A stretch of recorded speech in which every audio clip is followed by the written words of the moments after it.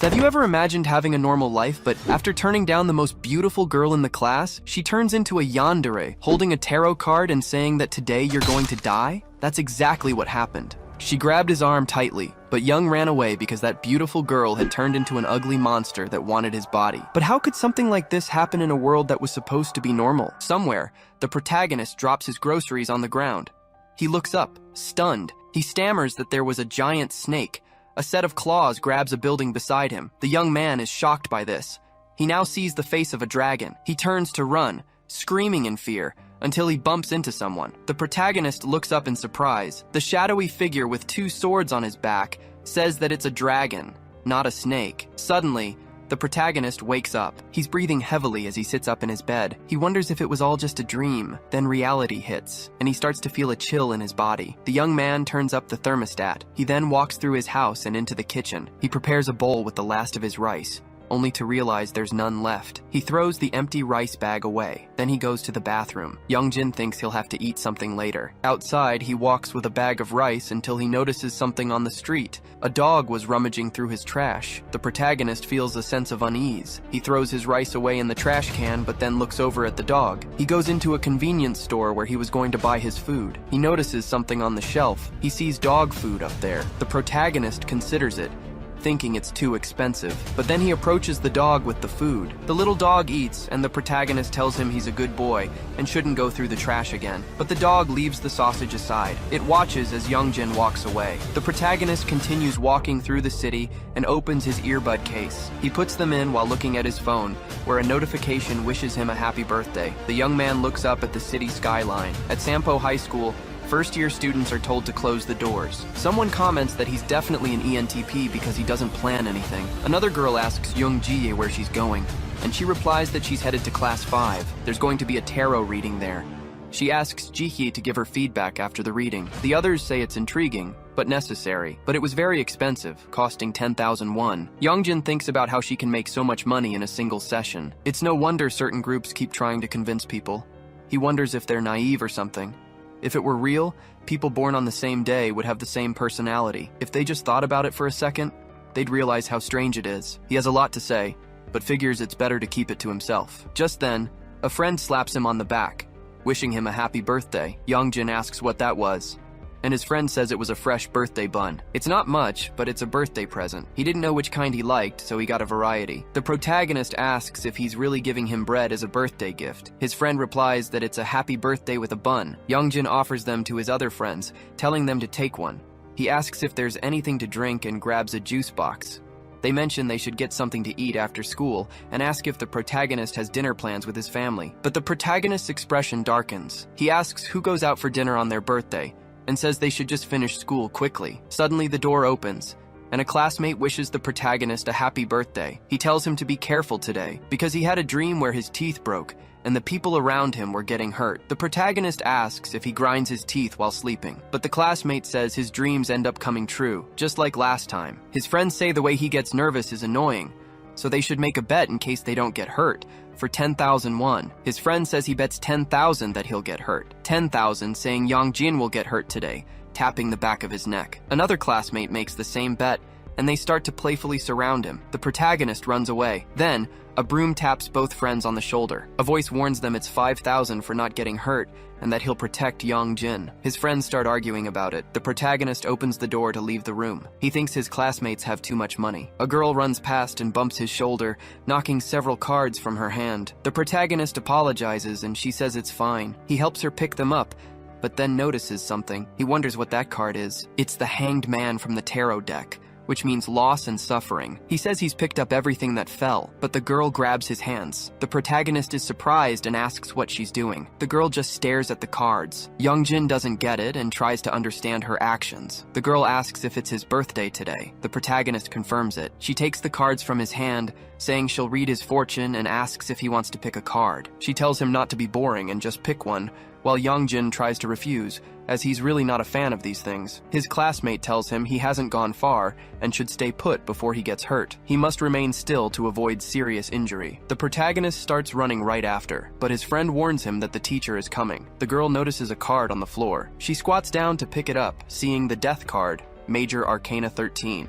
which signifies rebirth. Another girl asks what Hisu is doing, but the girl just turns and walks away with her friends. Time passes in class, and the teacher explains that's how things happen. Youngjin takes notes until he suddenly falls asleep. The teacher asks if they need some cold air to wake up, telling someone to open the window. The protagonist looks at the guy next to him and asks what page they're on, joking that he's something else while the teacher lectures them. Then he notices something pass by the window. The protagonist is startled by it. He wonders what that was. A teacher asks for his name. He's been staring into the hallway for a while. His friend answers that it's Kwon Youngjin. The teacher asks if he wants them to open the hallway window, but the young man says no, explaining that there's something out there. But when he looks again, no one is there. The teacher asks who the student next to Youngjin is, while the protagonist thinks he might have seen it wrong. He quickly opens the door and leaves the classroom. He wonders what that was earlier. Suddenly, someone approaches from behind and wishes him a happy birthday, tapping the back of his neck. Youngjin turns around, wanting to know what the problem is, but Sihu just says it's him. The protagonist is surprised. The guy asks if Youngjin can do something different with his hair, because he doesn't want to pretend he knows him. Youngjin thinks he's obnoxious, and Sihu gets annoyed. He asks what's with that look, as if he offended him in his thoughts. But that person must think he doesn't know. Just then, Hisu pulls the protagonist back. She asks who he is and what he's doing with her boyfriend. Both of them are completely stunned by this. Sihu asks them about it, wanting to know if Youngjin is her boyfriend. He asks if it's some kind of joke, but the girl denies it. The protagonist thinks it's the girl from earlier. Sihu asks if this is serious because it's ridiculous, and the girl retorts that the only ridiculous thing is his attitude. The guy gets angry and asks what he's supposed to do against a girl. He taps the protagonist's shoulder while apologizing, because now he has a girlfriend. And that's great since Lee Huisu is rich. Now he's no longer poor, he says, trying to provoke him. Then he walks away. Huisu asks if he's okay and what the other guy said, but the protagonist pulls away from her, asking what she's doing since he's not her boyfriend. He questions what will happen if rumors spread about this. Huisu replies that she would actually like that. She asks if she can go out with Youngjin. The protagonist asks if this is some kind of joke, but the girl denies it, saying she really likes him. Youngjin refuses and apologizes to her. The girl stays behind, looking at him coldly. Over the next few days, she followed him everywhere when he was with his friends. She even gave him a strawberry juice box with cute notes on it. His friend tells him to just spit it out because he can't hide it anymore. He wants to know if he's really dating Huisu, but the protagonist denies it. Then another friend tells him his girlfriend is at the classroom door. The girl calls out Youngjin's name. The protagonist is shocked, wondering why this is happening so suddenly. She continues trailing him. Finally, the protagonist stops in his tracks, warning her to cut it out before he gets angry. The girl pleads with him not to be like that, but Youngjin tells her to stop again, wondering if she's crazy. Huisu says she'll try harder. The protagonist replies that she doesn't need to try, since they don't even know each other. But the girl insists that she loves him. Youngjin says he'll have it her way then. He breaks up with her right there. From now on, they are strangers. He walks away, leaving her behind. The girl covers her face with her hands. Later that day, the protagonist walks home, checking his phone on the street as more messages pour in. His friends say he's dating Huisu and that it would be cool to go out with her friends. They tell him he should just admit it. The protagonist types that it isn't true and hits send. Then, he looks up and sees the dog in front of his house again. That little puppy stares at him relentlessly. Youngjin thinks it must be looking for food again and just hasn't left. He walks up to it, then heads inside his house, glancing back at the door. The protagonist enters his home and sets his groceries on the floor. He looks in the mirror for a few moments until a drop of water splashes down, signaling the start of the rain. The rain is relentless. Moved by the sight, the protagonist dries off the dog, which is now inside his house. The dog shakes off the water, soaking the boy, then looks at him and runs off. The protagonist asks if he's making himself at home, seeing the dog under the blanket. A smile spreads across his face. He puts out some food for the dog, remarking that seeing him like this makes it seem like his owner forgot him or abandoned him, though he suspects the dog never had an owner to begin with. The dog walks over and climbs onto his legs, getting close to the boy and looking into his face. Then, the dog places both paws on his chest and starts scratching him. Youngjin asks what the problem is. Today has been full of surprises, and this dog is one of them. Suddenly, the dog stares fixedly at the window.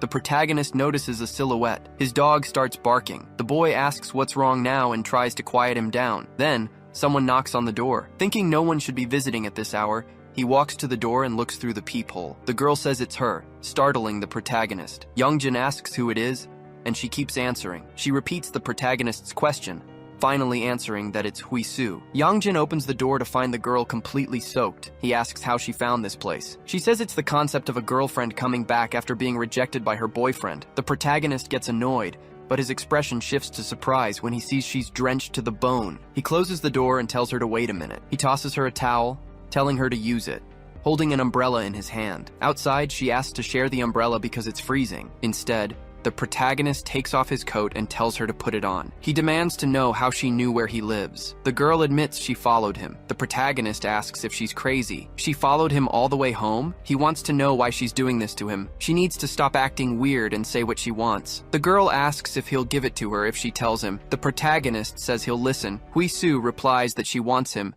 leaving the protagonist surprised. He asks if she's serious.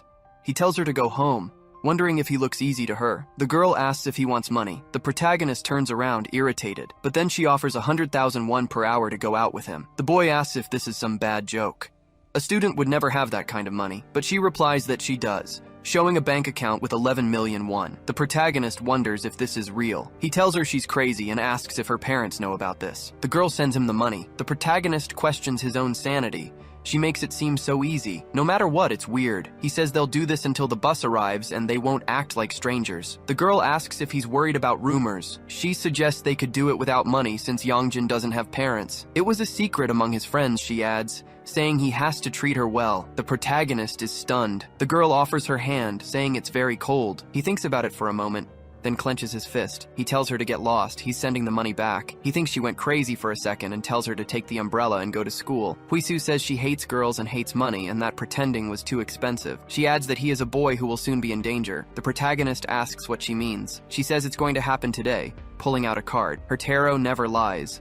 He's in danger today. The protagonist tells her to get a grip. Suddenly, the girl screams at him to get a grip. She finds it frustrating that all he has is this empty body, yet he's still so proud. Yongjin can't understand what she's saying and gets annoyed, calling her crazy. The girl insists he's in danger today and that he must give his body to her. She grabs his arm and pulls him close. His umbrella drops to the ground. Then, she tackles him. Yongjin asks what she's doing, but he feels immense pain in his arm. Then he realizes it. The thing holding him now is a monster. A monstrous voice calls out Yongjin's name, asking if her hands were cold. The protagonist is terrified. The creature says it's because he didn't hold them fast enough. Yongjin wonders what this is. Maybe special effects makeup? But then he realizes something. Hisu is still there. The creature says it will ask one more time. It wants to know if he will give up his body. He must answer yes or no. It gives him 3 seconds, starting the countdown immediately. The protagonist stares ahead as she counts 2. When she hits 3, he bolts. The monster chases him using Hisu's legs. The protagonist wonders what kind of nightmare this is. The monster prepares a strike, calling out for Kwon Yongjin. It smashes the ground, forcing the boy to jump. Yongjin is about to fall, but the monster grabs him, saying it caught what it wanted. However, the monster collapses because of Hisu's legs, dropping the protagonist to the ground. Yongjin stands up, his back aching. That hurt a lot. The monster starts moving using its arms, then scrambles after him. The protagonist realizes this is definitely not a dream. If he gets caught, he's in grave danger. He spots an alleyway and dives in, panting heavily, trying to catch his breath. He looks back, seeing only darkness. The alley is narrow. She shouldn't be able to fit. He sits on the ground. Suddenly, the monster's voice asks if he thought she couldn't make it, moving its hand toward him. Yongjin is startled. The monster says it's disappointing because he's so skinny. The protagonist tries to stand but can't. His legs won't move. The monster touches his head, calling him pitiful, living in a dirty basement, hiding it from his friends. He's miserable. The protagonist decides to scream for help, but this time, there is no answer. The monster tells Yongjin to look around. There's no one to save him. He should just give up. There's no need to fight for his life. If he answers, it will let him live. Instead, the protagonist breaks free and runs. The monster calls his name, asking if he's serious and why he's resisting so much. It didn't say it would take his life. He just needs to hand over his body. It will make things easier for him, just like Hisu. It tells him to come back, repeating the command, and then attacks the protagonist with force. The boy loses consciousness. The monster looks at its own hand. It says he was supposed to just come here, but now it has damaged his body. It gets furious, realizing there's nothing to be done about it now, saying it's very disappointing that this happened to his body. The protagonist wonders if this is real, if he's going to die like this. But when he thinks about it, Living like that wasn't necessary. Maybe it's better to just die. Then he realizes something. These dreams might not be just superstitions. The monster says that if it can't have Kwon Young-jin, it will destroy him with this. It opens its mouth to attack the protagonist. Young-jin just accepts his fate until the dog starts running towards him. Then it leaps towards the monster. The creature is defeated in a single blow. The dog transforms into a shaman. Young-jin watches this in his final moments. He is now behind the supernatural being. The shaman cleans his sword,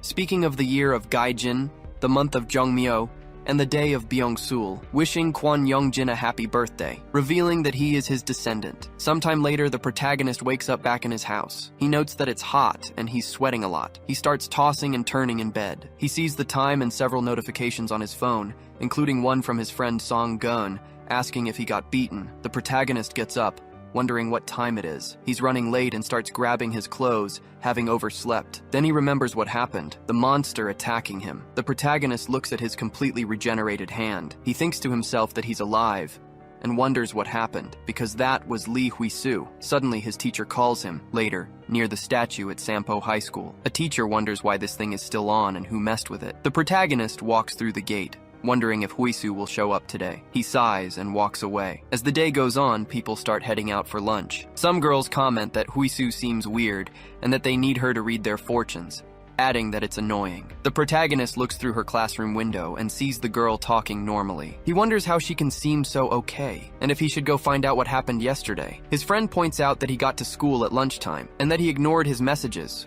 only to show up chasing after his girlfriend. Youngjin tries to deny it, saying he was busy yesterday. Then he notices the girl looking at him. His friend mocks him for showing up just to find his girlfriend. He adjusts his glasses, then asks Youngjin why he's crouching. He asks if he got excited when they looked at each other, adding that he's jealous. But he also says it's pathetic for him to be groveling like this. Later, the school day ends. The protagonist thinks that he can't remember, but he was about to lose his life. However, he doesn't know what happened after that or how he got home. If it were a dream, it would make a lot more sense. But if it wasn't a dream, he wonders how he received the 100,000 won from Huisu. He considers asking her, but then remembers his arm looked normal. His day continues, and in the nurse's office, the nurse asks if anything is wrong. She asks if he ate something, since nothing seems out of the ordinary. Since the bell rang, she says he can go. Youngjin walks out with his phone, thinking he didn't even pay attention in class. Then he passes a door and Huisu says, "Excuse me?" The protagonist is startled, and she apologizes for it. She says she heard he went to the teacher's lounge and decided to wait. Youngjin wonders if her hobby is stalking him, and if she can't just act normal. The girl says she didn't mean to bother him and that she's sorry. The protagonist looks around, noticing no one else is there. He tells her they should go somewhere with more people, because she could attack at any moment. The girl tries to deny it, saying she was possessed by a ghost at the time. It's a long story, but the protagonist notices something different. The girl apologizes for hurting him. She says she's really sorry, right as a statue appears behind her. Youngjin asks why that thing is there, but the girl doesn't understand. He continues, saying that it's the statue from the main gate and it wasn't there before. Then the statue moves and gets ready. It shoots towards them. Huisu shouts for the protagonist to run with her. They both try to escape from the statue. Youngjin asks what she did this time, and the girl says she did nothing. The protagonist questions this, since she did the same thing yesterday, but Huisu says she'll explain everything. It wasn't her, but a ghost named Songaski. Youngjin tells her to shut up and run, because that statue is fast, and at this rate, they could die. Then he sees a cart full of basketballs. The protagonist starts throwing them at the statue in a large barrage. The balls fly towards the spirit, but it readies its feet, leaping over the massive attack. It lands, and the two protagonists change direction. Youngjin says they'll find more people this way, but the girl pulls something out of her jacket. It's a bag of beans, which she throws at the athletic statue. The spirit's eyes turn white, but it blocks all the beans with its hand. Youngjin asks what she's doing. Then he realizes they're near the school's exit gate. He tells her to get outside. The statue keeps running as the protagonist quickly closes the gate. They both hold onto the metal bars, breathing heavily. The statue stops there, staring at them, but it soon turns to leave, and they wonder if it has given up. Until Huisu notices something strange. The statue was using the flagpole from the roof as a pole vault. The protagonist wonders if it's lost its mind. He looks around and spots a cart. The athletic statue moves quickly, but the protagonist tells Huisu to move. He shoves the cart, hitting the statue and making it fall. The spirit falls towards a trash can, getting pinned to the ground right after, but the statue starts to get up, annoyed that it's dirty. The protagonist says they should leave, but the spirit moves right in front of him. It lunges forward with a strike at extraordinary speed, grabbing the protagonist and lifting him off the ground. The statue stares at him coldly as the protagonist groans in pain. Hisu tries to tell it to stop, while a breathless Yongjin keeps smiling. The girl, out of options, pulls something from her jacket. She takes out a blessed bracelet.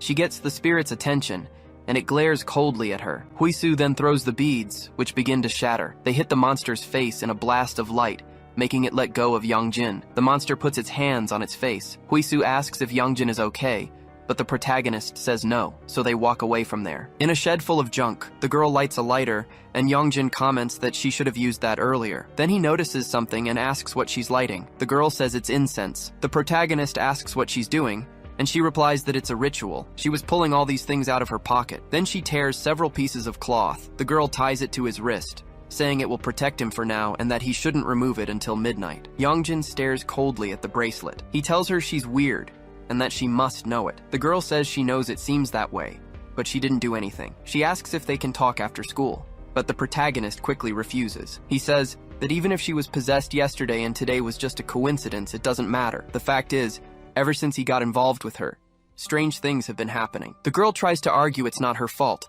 and Yongjin thanks her for saving him, but none of this would have happened without her, and they should stop pretending they know each other. The girl remains silent as the protagonist says goodbye. She looks down, saddened. As evening falls, the protagonist arrives home. He presses a button and then looks at the bracelet on his wrist, remembering her words not to remove it until midnight. He wonders what she's planning now. He rips off the cloth and throws it away. He enters his house and flips a switch. The lights turn on, revealing the dog on his bed, which startles him. The protagonist quickly understands the situation. He says, "So you've been here the whole time," but the dog just sits and stares at him. Yongjin comments that it must be hungry. He puts the sausages on a plate. The dog just stares at its food, doing nothing. Meanwhile, the protagonist lies on his bed, using his phone, until a voice says it's happening again, complaining that it was the same food again, startling the protagonist, who quickly turns around. The dog also turns to face him. Then it tells him to bring some real food. Even though he's starving, he'll have to eat this for now. Next time he should set the table properly. The protagonist stands up, and the dog asks what he's looking for. Yongjin wonders where that voice is coming from. Then the dog says he can finally hear it, and that it's right there, a smile spreading across its canine face. They stare at each other, and the protagonist picks up the dog. The dog gets angry and yells, wanting to know what he's doing. Yongjin drops him, completely stunned, thinking that his dog was talking, and wondering if he's going crazy, if this is schizophrenia. But the dog tells him not to deny reality, because it knows it's crazy to just show up like this in front of him, throwing the blood-stained clothes in the young man's face. Yongjin is shocked and sees the clothes with a torn-off sleeve. He throws it away and looks on in fear, asking if he remembers what happened yesterday. All of Yongjin's past memories come flooding back. He grabs his arm and asks what that dog is. The dog says he should be the one answering that, since he's the one walking and talking, wanting to know if this is the first time this has happened. The protagonist wonders how it can ask that, but the dog tells him to call someone else, like the one who created him, because it needs to understand his family, but the boy replies that he has no one. The dog asks if he's saying his family is gone. Yongjin stands up, asking why it's suddenly talking about this and that he doesn't know any other family members. Then he opens a bottle of water, thinking it's just a stray. The dog reflects that he survived thanks to its power, and that it doesn't seem to be in the wrong place, wondering what happened while it was away. But it asks if the kid isn't going to thank it for being saved yesterday. Yongjin questions this and says it must be a monster then. But the dog gets angry, asking how he could say such a thing, because it's actually his ancestor. Yongjin questions this, saying his ancestor is a dog. So that means he's actually a dog, but the animal replies that he's an imbecile, because it's not a dog, and Yongjin tells it to look in the mirror. The dog says it's not this dog talking, but that he can hear its voice, and the protagonist asks why its mouth is moving. His ancestor replies that it's in this body now. If it were in a human body, it could do different things, and that it's not a dog, getting mad at being called a ghost. But Yongjin asks what it wants from him, because he has no money for an ancestral ritual or a Buddha statue. If it needs help, it should look for another descendant. The dog starts pacing back and forth on the protagonist's bed. Yongjin points out where the bathroom is, but the dog stops pacing, wondering if its family no longer serves it. Yongjin asks what family, since he has no relatives left. Then the dog replies that it has decided. From now on, it would help him. Yongjin asks if it's going to stay here, and the dog asks where else it would go, but the protagonist tells it to get out. The dog says that even after saving this bastard's life, he still treats it like this. While Youngjin replies that he appreciates it, but it has to leave, as he's just a broke student, so he can't take care of an ancestor until the dog notices something. There was something moving past the window. It jumps up, and the protagonist tells the mutt not to scare him, wanting to know why it's barking now. But the ancestor replies that there's something outside, and the protagonist questions it. Then the dog asks what he brought here, with the statue walking outside. Youngjin asks what it means, but the ancestor tells him to go outside, and the protagonist asks why. The dog says it's right out front and not moving. Youngjin grabs the dog and tells this flea bag to stop it and get out, until he also feels the pressure and gets scared. His ancestor pulls his hair and tells him to get up now. Walking outside his house, the dog guides him. Youngjin is surprised because it's a walking statue. The protagonist hides, wondering why it's there, but the dog asks if he knows about it. Then the young man says the statue from his school suddenly turned into a monster, but the ancestor replies that it wasn't a monster, but a spirit. Youngjin asks why spirits look like that, but the dog calls him an idiot. Spirits are entities that emerge when a soul inhabits a non-living thing. They can take many forms, and they exist in lands with countless other spirits. You should think of them as a part of nature. The protagonist repeats the phrase, saying it sounds like a legend. But the ancestor asks why it was angry with him, since spirits are usually gentle and hard to provoke. Youngjin remembers earlier when he threw it in the trash can. Then he denies it, saying he was attacked first, until his ancestor tells him to look ahead. The spirit shatters the glass with a punch. Youngjin is thrown back and tries to get up, saying the door has been completely destroyed, but the dog asks what he's doing, telling him they need to get out of there fast. The spirit turns around, annoyed. The protagonist looks at the ghost, but the dog tells him to hurry, while Youngjin asks what it's talking about. His ancestor says he must leave and obey its orders. Youngjin starts running, terrified. As he looks back, he remembers the words that it is his ancestor, wondering what that thing was. The dog calls the spirit a bastard, asking how it dares to do this without knowing who it's messing with and releasing its spiritual power. Then it opens its mouth and starts barking cutely. The spirit hits it and throws it far away. The dog starts rolling down the street, then runs after the protagonist. Youngjin turns around and asks what's going on. His dog asks why he's still here, and the protagonist replies that it's been less than 10 seconds since he started running, questioning if it was really the one who saved him yesterday, and if it can really do this, but the dog gets irritated, asking if he's really mocking it right now. But the spirit grabs the protagonist. Youngjin thinks he's been caught again as the monster takes off his jacket, throwing the young man to the ground while it stares at his clothes. His ancestor tells him to get up and hurry, but the spirit puts on the jacket and gets ready. The protagonist notices something strange. The statue gets into a runner's stance, ready to sprint. Youngjin and the dog look back as the monster approaches, until some inscriptions fill the area and the monster is thrown back, realizing it's because of Hisu and her music box. The protagonist is surprised to see her. The girl was playing an ancient Buddhist sutra, and this makes the spirit catch on fire. Youngjin wonders what the hell is going on, complaining that his jacket is now on fire. The girl stares at the monster warily, and the ancestor asks if she's the one who did this. Then the spirit gets up and starts walking, even while on fire. Its face is melting, which frightens Hisu. The girl starts backing away, but the spirit instantly appears, ready to punch her. Youngjin moves from his spot and shoves the girl aside with his shoulder, falling next to her while complaining about the pain. The girl looks back and sees the spirit almost destroying her music box. The ghost takes a deep breath and rips a piece of asphalt from the street, compressing it and preparing to throw it at the protagonists. They are both completely shocked by this. Then Youngjin yells to watch out for the projectiles. Some rocks hit Hisu, and others hit him, causing minor wounds and scratches. But the protagonist is surprised when a cloud of dust erupts. He gets up, crawling, and then calls out to Hisu, complaining about the pain in his arm. But the spirit approaches once again. The protagonist turns his attention to it, surprised by the sound of a lighter next to him. He asks Hisu what she's doing,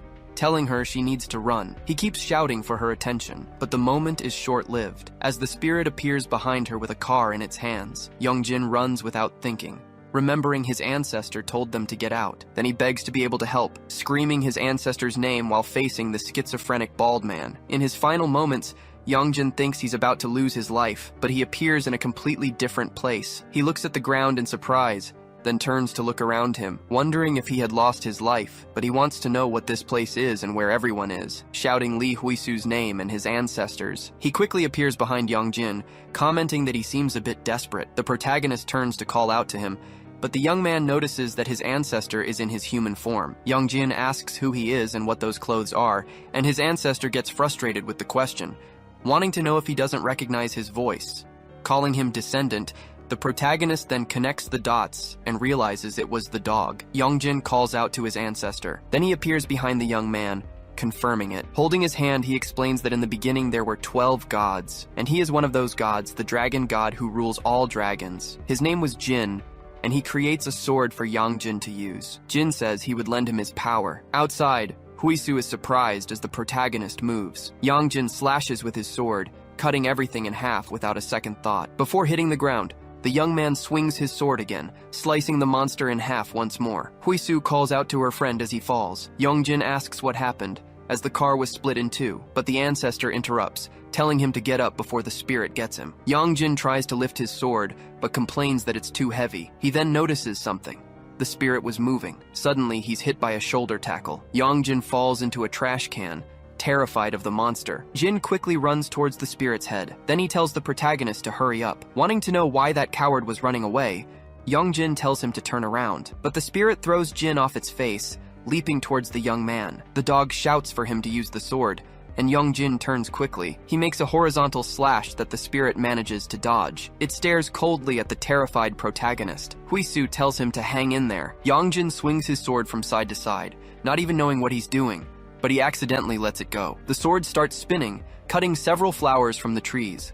As the monster ran, the petals began to fall. It looks up, remembering something, running as if in a marathon. In its past, when it was still golden, it was being forged by a blacksmith in honor of an athlete. They finish molding the head, making it identical to the man being honored. People comment that the statue looked just like him, and that he's the best athlete in Korea, but they want to know why he's bald. Each falling petal was a memory of people taking pictures and having fun with it, until one day, someone was told to strike a pose. You have to take a picture in front of your own statue, they said. That athlete strikes his running pose. A woman comments that her eldest son is also an athlete and a big fan of his. The spirit looks at all this and starts to cry. Sometime later, they used a crane to remove it from the square, leaving it at a school where it always cried on rainy days. As it runs, the spirit remembers all of this, chasing the boy to a faraway place. But suddenly it stops, and Yongjin falls to the ground. Looking back, the young man tries to shield his head, but the statue runs right past him. Yongjin gets up to see the spirit heading towards the parking lot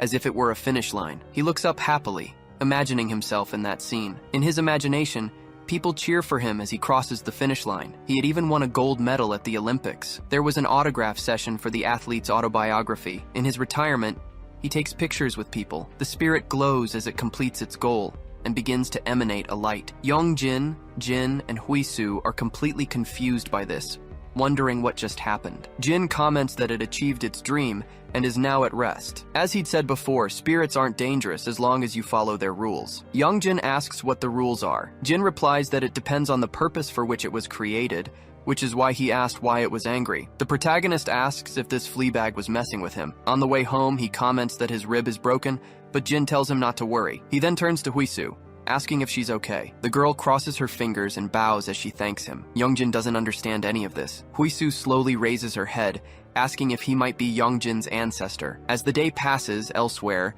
the statue was being repaired by some spirits. They fixed the damage to the ground, cars, windows, and even the plants. Back at home, the dog says she can see him and must be a shaman. Hisu denies it, explaining she's actually the daughter of one. Jin repeats this, and Hisu says that last time he saved her from Sunakshi, but she fainted and couldn't thank him properly. Yongjin asks if she can hear this mutt, and the girl confirms it. The protagonist sighs, thankful he's not crazy. Jin asks how she knows he's an ancestor, and the girl replies that it's because the two of them look alike. Confused, the protagonist asks what's going on, and Hisu asks if he couldn't see it. Jin replies that it's because his beauty is unparalleled, and women get shy around him. Yongjin holds a mirror in front of him, admitting he really is beautiful. Hisu takes out her phone and says it must be like this. She then calls the protagonist over, showing the phone screen with a filter. But after a few seconds, the filter starts working on Jin. Yongjin is startled, and the ancestor asks what happened. The young man says it must be some kind of bug, but it happens with the other filters,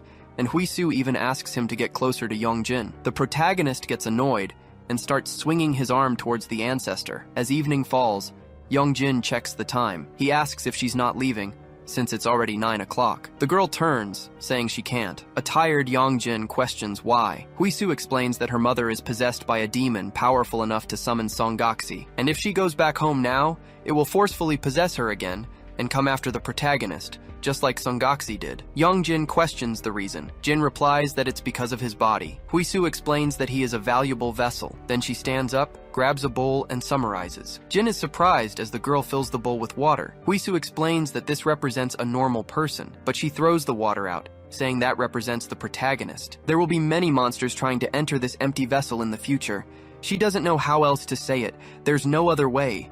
What the demons want is the protagonist. Jin is stunned. Jin asks if he didn't already know that, because everything was happening because of him. Jin remembers blaming the girl earlier for everything, and Jin points out that nothing like this happened before his birthday. Hisu thinks for a few seconds and approaches the dog. She kneels before the ancestor, asking for help. Jin replies that her mother is a shaman, as she said, wanting to know if she served and worshipped demons as gods. The girl replies that her mother didn't know. Her mother wasn't a famous fortune teller, but she was a person who prayed a lot every day. Then one day she came back saying she had received a sacred spirit. After that, her shrine, which had no visitors, became renowned for its fortune-telling and was booked solid a year in advance. But in Huisu's eyes, that thing was not a god. When she asked her mother about it, she got a slap. Her mother demanded to know how she dared to doubt. Hisu says that ever since, she's been trying to get rid of the demon attached to her mother but failed. In the end, the demon summoned Sunakshi. Jin explains that Sunakshi is the spirit of a shaman, which is why common methods don't work. He says he will help, since she is brave and tried to protect Jin even at the cost of her own life. He tells the protagonist they are going to help her, surprising Jin. Hisu bows several times, thanking them over and over. Since it was late, they decided to sleep. Hisu lies down on a roll of toilet paper, but Jin interrupts her. He asks what she's doing, and the girl replies that she's going to sleep. The protagonist asks if she's really going to sleep there, and if she doesn't have any other friends. Hisu says no. Jin asks about the girl with the thing on her head who was with her, but Hisu says she was Sunakši's friend, not hers. Being an INFJ, she couldn't act friendly, so she tells the protagonist to listen until the end. She asks to sleep at his place, but he refuses. Hisu says she would just sleep, surprising Jin. He says she should do it since it's no big deal, and Jin stretches on the bed, asking if they're roommates now. He offers to leave them alone if they want, and Jin gets annoyed with the dog. Hisu says she's sorry about that, but asks to borrow some clothes. She said any old piece of clothing would be fine, which annoys Jin. As the night goes on, she sleeps on the floor on a futon. The girl starts dreaming about her mother. Hisu had begged for forgiveness, saying she was wrong, but her mother closed the door with a malevolent smile, crying out for her mother while banging on the door, begging to get out of there with all her might. She was scared until she noticed something in the darkness. Sunakshi materializes, saying hello to Hisu. She asks if she could come in. Jin senses the girl's fear in her nightmares. She was crying but starts to breathe softly. The dog had sat down beside her, so the night passes, and in Huisu's mother's temple, some candles are lit as the woman pounds rice. She stares at it coldly with a grim expression. Then she slams the table, saying that Lee Hisu is clueless. She wants to know where she is because when she returns, she'll be locked up. The next day, the protagonist stirs in his bed. He slowly wakes up and checks the time on his phone. Jin gets up and walks to the bathroom. He opens the door while yawning, but comes face to face with Hisu. The protagonist quickly closes it. The girl wishes Jin a good morning, and Jin remarks that the day has started off well. Later, they continue their day, and Jin ties up the trash. Hisu asks where he's going, and the young man explains there's no food in the fridge. The dog is complaining about breakfast, and since the girl is a guest, Jin tells him to eat well before he goes and to make at least 7 meat dishes. Hisu says that if he's going shopping, she can go with him, and the boy just accepts. They go outside and put the trash next to the house. The girl comments that he's a real adult, but the protagonist tries to say that, in fact, he then falls silent, looking at the girl beside him. He remembers telling her that all of this was her fault. Then he starts to feel guilty and ashamed about it. Jin stops for a few seconds behind the girl and then gets her attention. He starts to speak but can't, thanks to his embarrassment. He crouches down and says he's very sorry. The girl asks what for, and Jin replies that it was for saying all that. It was because of him, and he's very sorry. Besides, she helped, and he's grateful for it, even though it wasn't her business.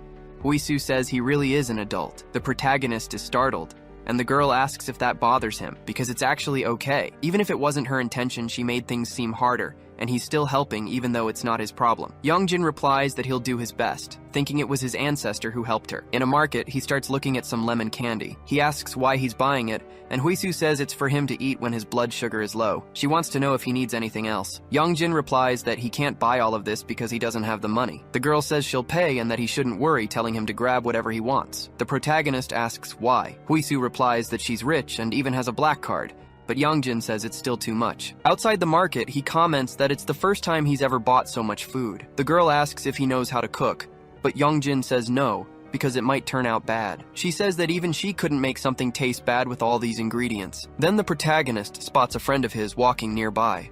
The guy says she's not coming until he notices the two of them. He says it's Kwon Youngjin's girlfriend. Hisu smiles and talks to him. Elsewhere, Youngjin wonders why Jaeol is there. Besides, he had left Hisu, but she would come alone. On his phone, Jaeol sends a message to their group of friends. He tells them he saw Youngjin's girlfriend and even talked to her. The protagonist keeps walking as a shadow pursues him. Just as it's about to touch him, a soccer ball hits Youngjin in the head. The protagonist turns around angrily, yelling that he's a piece of shit. But it was a short boy with dark circles under his eyes. Youngjin asks if he threw that, but the boy just tells him to be careful. The protagonist says he's not the one who needs to be careful. Some little kids comment that it was dangerous and that their older brother shouldn't get mad. Then they walk away, saying goodbye and telling their Hyung to be careful. The protagonist thinks they're annoying kids, while the boy with the dark circles stares at him. Youngjin wonders what the hell that was. Back at the market, Hisu notices the protagonist has left. She looks at her phone as a shadow lurks nearby. Back at home, Jin is sleeping on the protagonist's bed. Hearing the doorbell,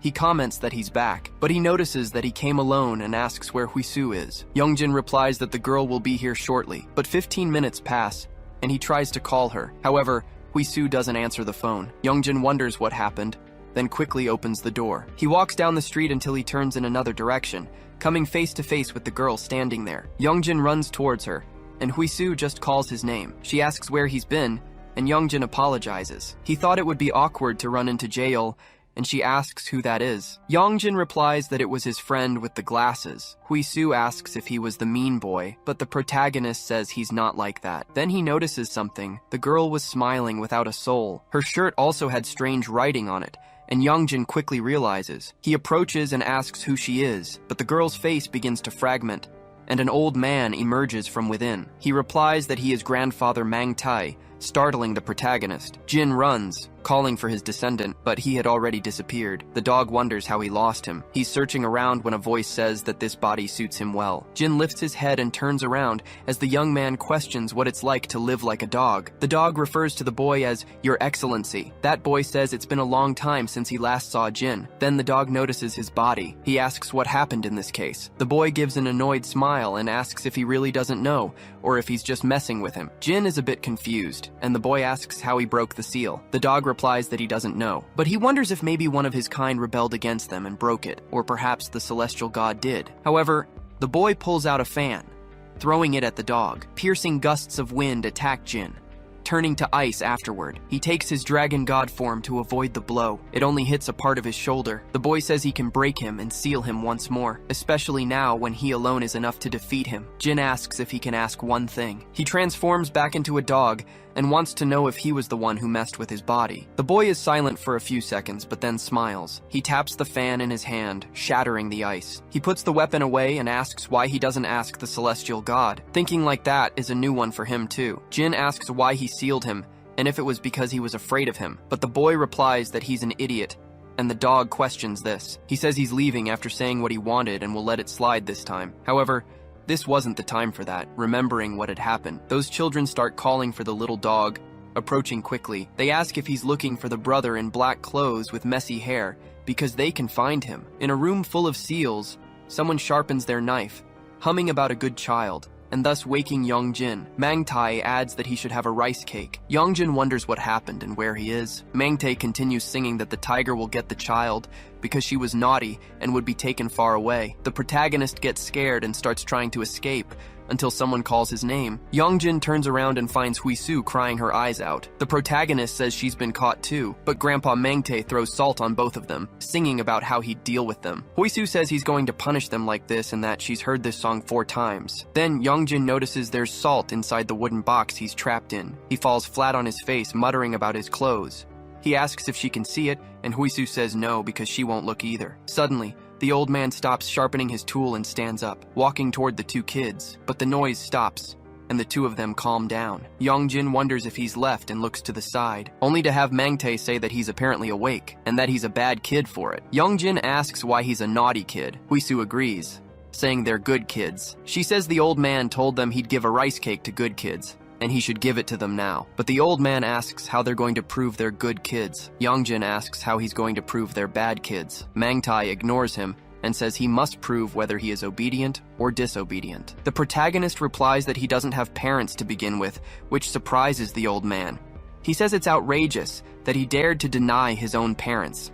In that case, they'll face a severe punishment. Hisu adds that he really doesn't have parents. Mangtae replies that she'll face the same punishment too, and the boy remarks that it seems to be the only option. The old man continues, saying that denying your parents is no different from doing them a great evil, and that it's a terrible act, but the protagonist replies that they've already passed away. The old man stops and points at Hisu, saying, she must be very disobedient then, because her mother prayed to him every night, asking him to take her away, because she's a naughty child. Hisu realizes it's because of her mother. A noise starts up, getting Mangtae's attention. He tells the two to wait there in silence, and then leaves. The two get up and start looking around. The girl remarks that this is his sanctuary. Yongjin says they're in real trouble now, and the girl asks why, since they plan to come here anyway. The protagonist asks what they can do on their own, and the girl replies that he can use the sword. She asks if it doesn't appear when he moves his hand, like last time, so they decide to leave. Yongjin says if they go through the front door, they'll run into the old man, but Hisu points to a back door. They start walking, and the protagonist enters a Buddhist temple. He asks what all of this is as the girl calls to her friend. She asks if he wants to at least wear those clothes since it's hard to walk like this. They both change clothes quickly, giving each other some privacy, keeping their distance from one another. Yongjin finishes getting dressed and asks where his clothes are, saying he can't leave wearing this. Hisu says she'll pay for the taxi. If they go out that way, they'll be in the backyard. Then the protagonist notices something in the window. He says someone is there, and the girl looks too. The door opens quickly, and the two of them hide in a wooden box. Outside, the entire sanctuary was silent. Yongjin asks why everything is so quiet, but he opens the door and comes face to face with Huisu's mother staring at him. He quickly shuts it and says he was terrified. The mother opens their door, revealing where the two were hiding. Hisu calls out to her mother, but the woman grabs her daughter forcefully and drags her outside. She throws her on the ground, saying she should have let her know she was coming. Besides, her mother was very worried about her. Then she looks coldly at the box, asking if she brought a friend. Yongjin gets out and says he has urgent business at home, so he needs to go. He says he'll visit her next time and mentions he doesn't know the way, so Hisu should show him the way out. The mother smiles, and Yongjin starts walking with her. The woman whistles, scaring the protagonist. She says that when you see your friend's parents, you should greet them first. Yongjin gets scared and looks down to see a hand grabbing his leg, with several more doing the same thing. The mother says it's rude. She asks if he wasn't taught any manners at home as those hands begin to touch Yongjin, but he doesn't need to visit again, since they're never leaving this place. The hands trap both of them, but Mangtae asks who the hell she is. The shaman says that since the old geezer is done, he can leave. Mangtae looks at the children being trapped and closes his eyes. He says he understands, since that's how it is. Yongjin wonders if they're going to fight. The old man says they are good children, but she is a terrible mother. Bad parents are also severely punished, but the mother asks what the old geezer is thinking. He should know why he's trapped here. Then she raises her index finger, and a flask begins to trap old Mangtae. He moves his tool, but is stopped before he can do anything. Mangtae asks how she dares to challenge him, until he's completely contained and the shaman traps him. She moves her index finger down, storing him in a jar. She snaps her fingers and the jar is sealed. Then she remarks that an old man who can't even recognize his master is useless as a servant. Then she turns to the two of them, asking if the children have finished eating. Those spirits release the two, and Yongjin loses all his strength. He falls to the ground, asking what's happening. The mother asks if they weren't planning on leaving. The protagonist thinks he can't move a muscle in his body, and Hisu calls out to the boy, saying those beings must have done something. But the shaman pushes Yongjin's shoulder with her foot, saying that now they must check this. Hisu calls for her mother, begging her to please stop, but the spirit replies that she knows she isn't her mother, and to stop this nonsense before she puts her in a jar too. Now she should shut up and stay seated. She approaches the protagonist, saying so it was true, until she's interrupted by a song about the shaman, asking if she was there. The mother gives him a sidelong glance. They are locked in a different room. Yongjin remarks that they're here again, He says her mother is very scary, and Hisu replies that it wasn't her mother. Besides, her mom was super sweet and polite. She would never say any of those things. Hisu looks a little fearful, remembering her mother being transformed. Then she calls Youngjin's name. She apologizes for putting him in danger because of her, and Youngjin says it sounds like a farewell speech. The girl continues, saying he must think she's selfish and annoying, but the protagonist says no, even though things are weird right now. Hisu is very sorry, and Youngjin tells her not to cry and to stop apologizing. She was making it sound like it was all over for them. The girl apologizes for keeping asking for help even though he's scared too, but she can't do anything, and she didn't think her mother would do this. She saw how weakened her mother's body was. The evil spirit said she wouldn't have much time. Youngjin asks why she didn't say this sooner. The girl replies that she didn't want to burden him, and the protagonist says she already has. Hisu says this was before she was possessed by the Sunakshi, and if it's too late, she might lose her mother. Youngjin calls the girl and tells her not to talk like that or apologize. He asks if there's a specific condition for swapping bodies. If the body gets too weak, it can just swap, but it didn't do that. It only sent that Sunakshi. Normal people's bodies can't withstand it, so they need a vessel that can contain a god. That's what they said. Hisu says she understands, so it's trying to get into his body.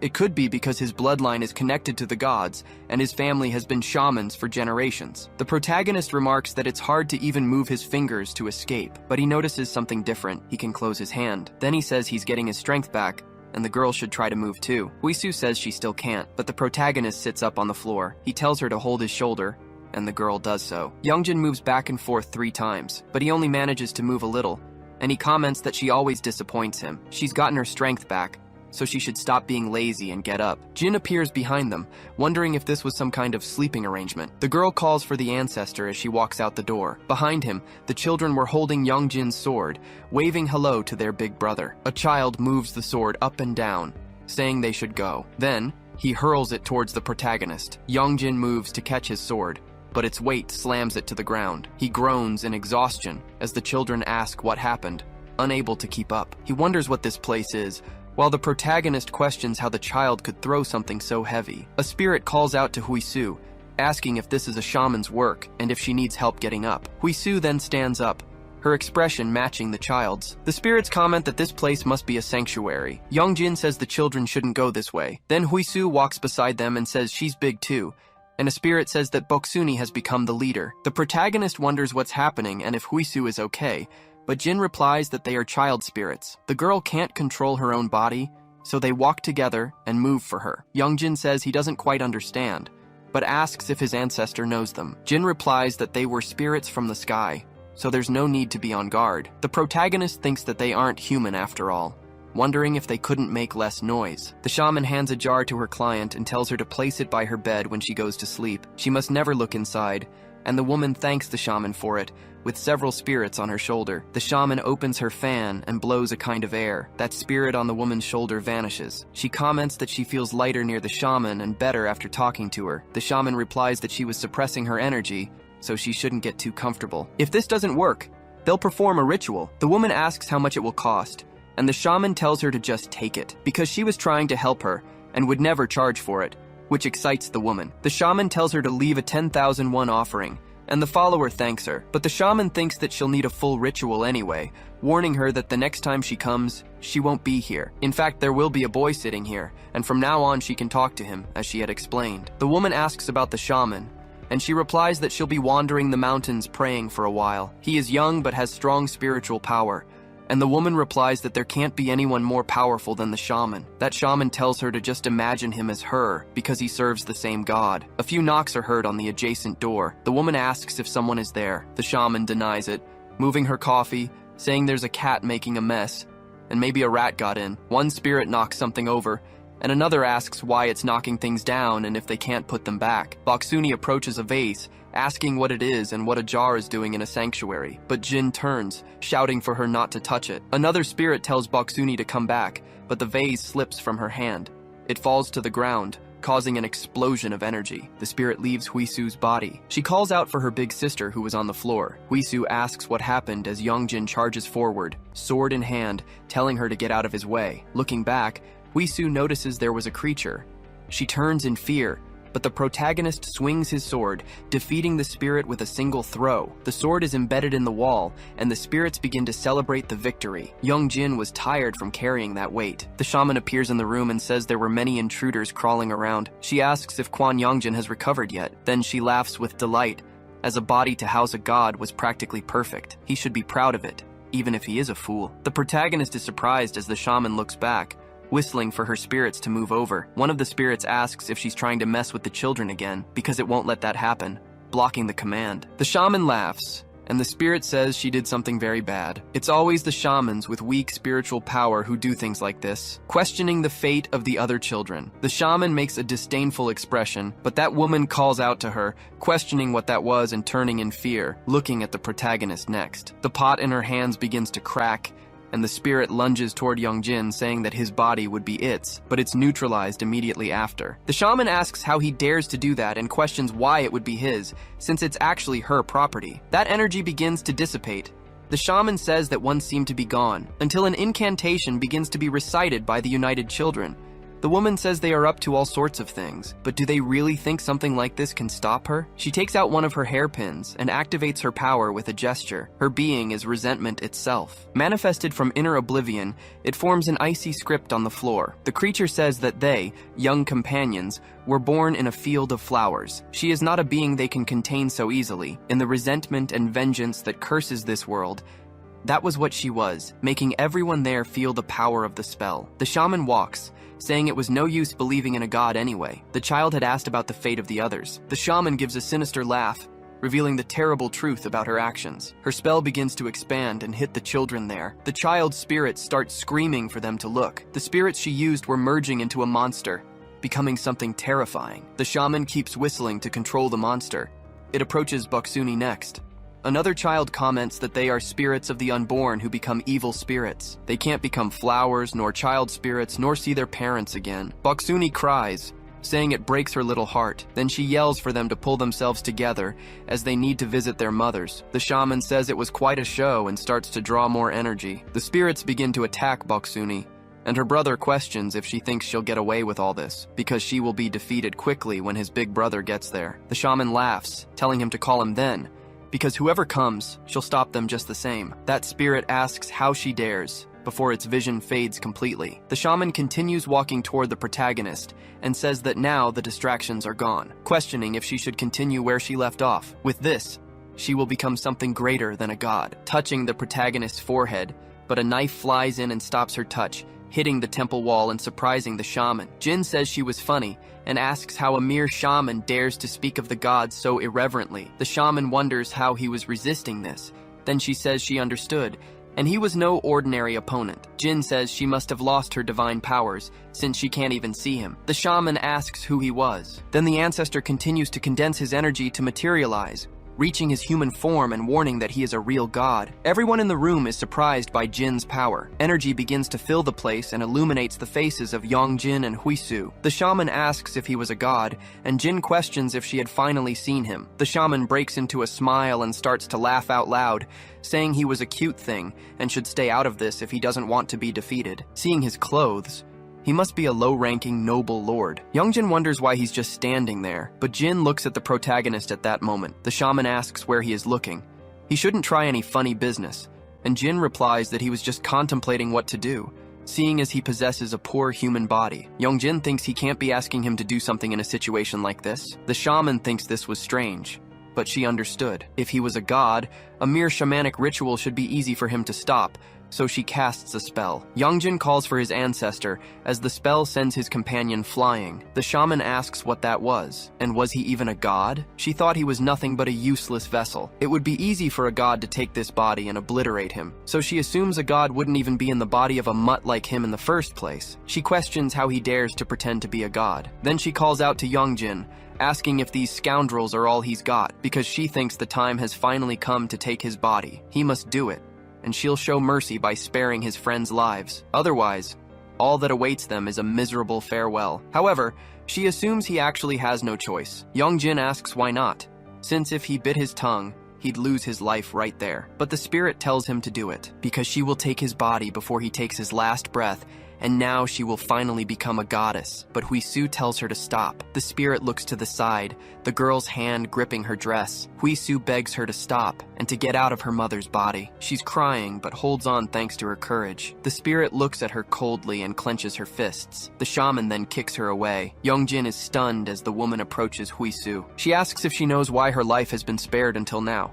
It was only because she was useful. But seeing as she's no longer useful now, she should just take her life, since she'll be sending her mother there soon too. Yongjin tries to move to save his friend. Hisu apologizes to the protagonist. The protagonist is frozen as the girl closes her eyes. He screams for his friend as the spirit's power moves to its hand. In the past, Hisu calls out to her mother, who handed her a bracelet made of peach seeds. Lots of kids wear bracelets these days, she says, asking her to wear this one. But Hisu says it's big and not cute at all, even calling it weird. Her mother says it will keep the spirits away. Hisu replies that she's starting with that talk again, and she doesn't want it. The other kids already make fun of her enough for being a shaman's daughter if they see her with this, so she needs to stop putting talismans in her bag. The other day, one fell on the classroom floor when she grabbed a book. Her mother says she was just worried, and Hisu asks what she'll do if she gets bullied. The other parents don't do weird things, and their kids are fine, so she asks why she has to do this, since it's something she hates. Her mother then asks, how about this talisman? She opens her arms as Hisu says she doesn't want any. The woman says she's a mother talisman. Wherever you are, whenever you need me,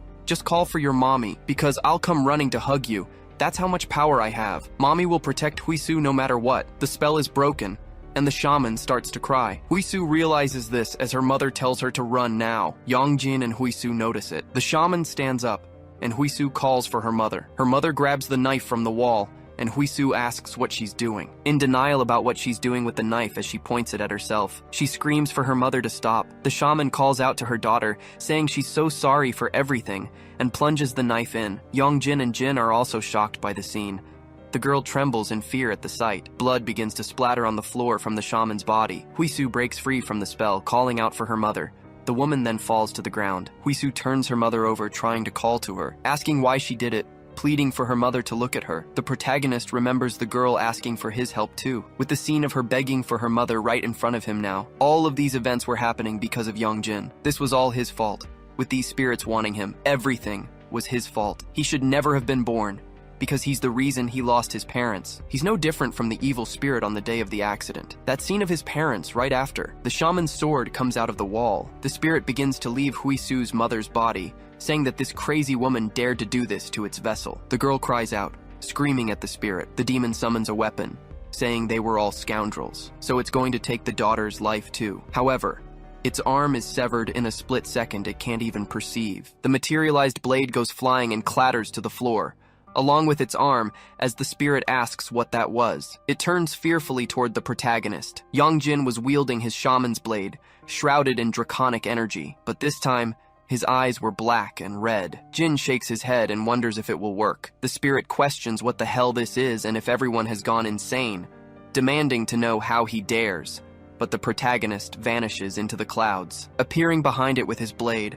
A slash is made, and the spirit narrowly dodges. It retreats in fear as its bead necklace is shattered, wondering how that just happened and how he broke free from its spell. How could a mere human have so much power? It then tries to breathe to summon its spirits. The children are freed by this and ask if Boksuni is okay. She replies that she is, but more importantly, they need to help Huisu's mother. The spirits begin to reconstruct the demon's arm, forming a monstrous limb as Yongjin leaps, moving with the sword. The demon materializes a staff, calling him a brat. It then tries to match Yongjin's power, but the monster was being pushed back by the immense draconic power emanating from him. Yongjin keeps striking back, attacking without stopping, not even giving it a chance to breathe. Then he makes a perfect cut, splitting the demon's weapon in half. Yongjin quickly moves his sword to change his stance, slamming it into the ground and shattering the monstrous arm it had rebuilt.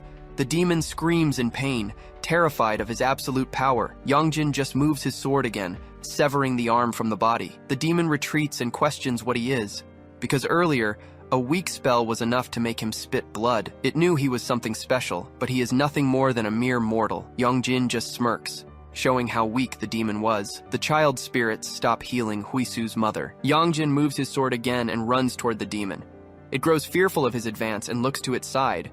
Seeing a jar with a spirit, it then throws it at him. The protagonist moves his sword and cuts the jar in half without a second thought, Some insects start to emerge, and the demon says he's an idiot. A spirit manifests and hurls Yongjin away.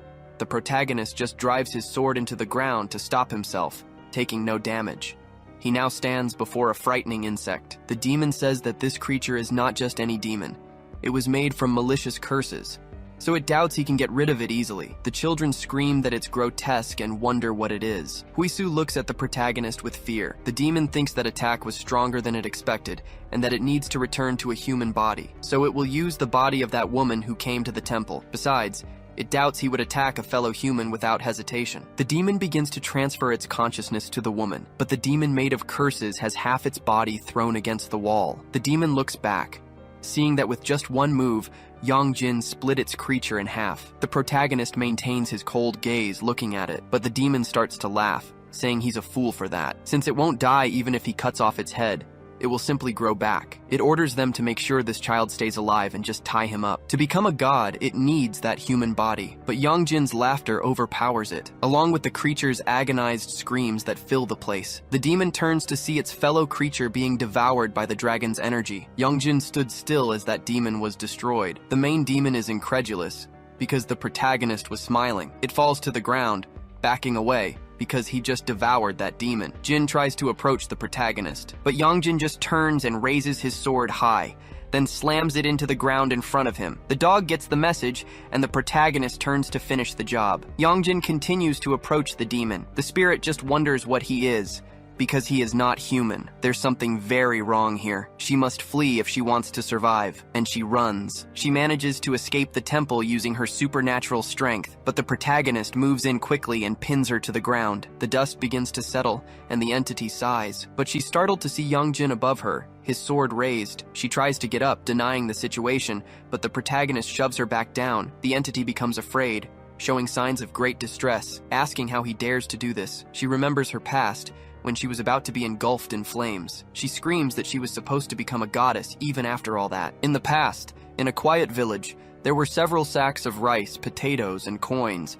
Many citizens were praying at the temple. As the shaman danced for the gods, she suddenly stops, announcing that the spirits are very pleased and should send rain tomorrow. However, the next day, the sun was shining brightly. She clenches her clothes, enraged, wondering why it wasn't raining, even after she had announced it. So, she kicks her ritual tools, angrily rejecting everything that humiliates her like this. She hasn't felt anything these days, and still needs to get a prophecy right, wondering why, and if the gods even truly exist. But, from the very beginning, this must have been her own abilities. She hears some noises and turns around, seeing villagers who witnessed the scene at the temple. They flee immediately, which enrages the shaman. A man comments that the priestess's powers seem to be gone because she angered the gods.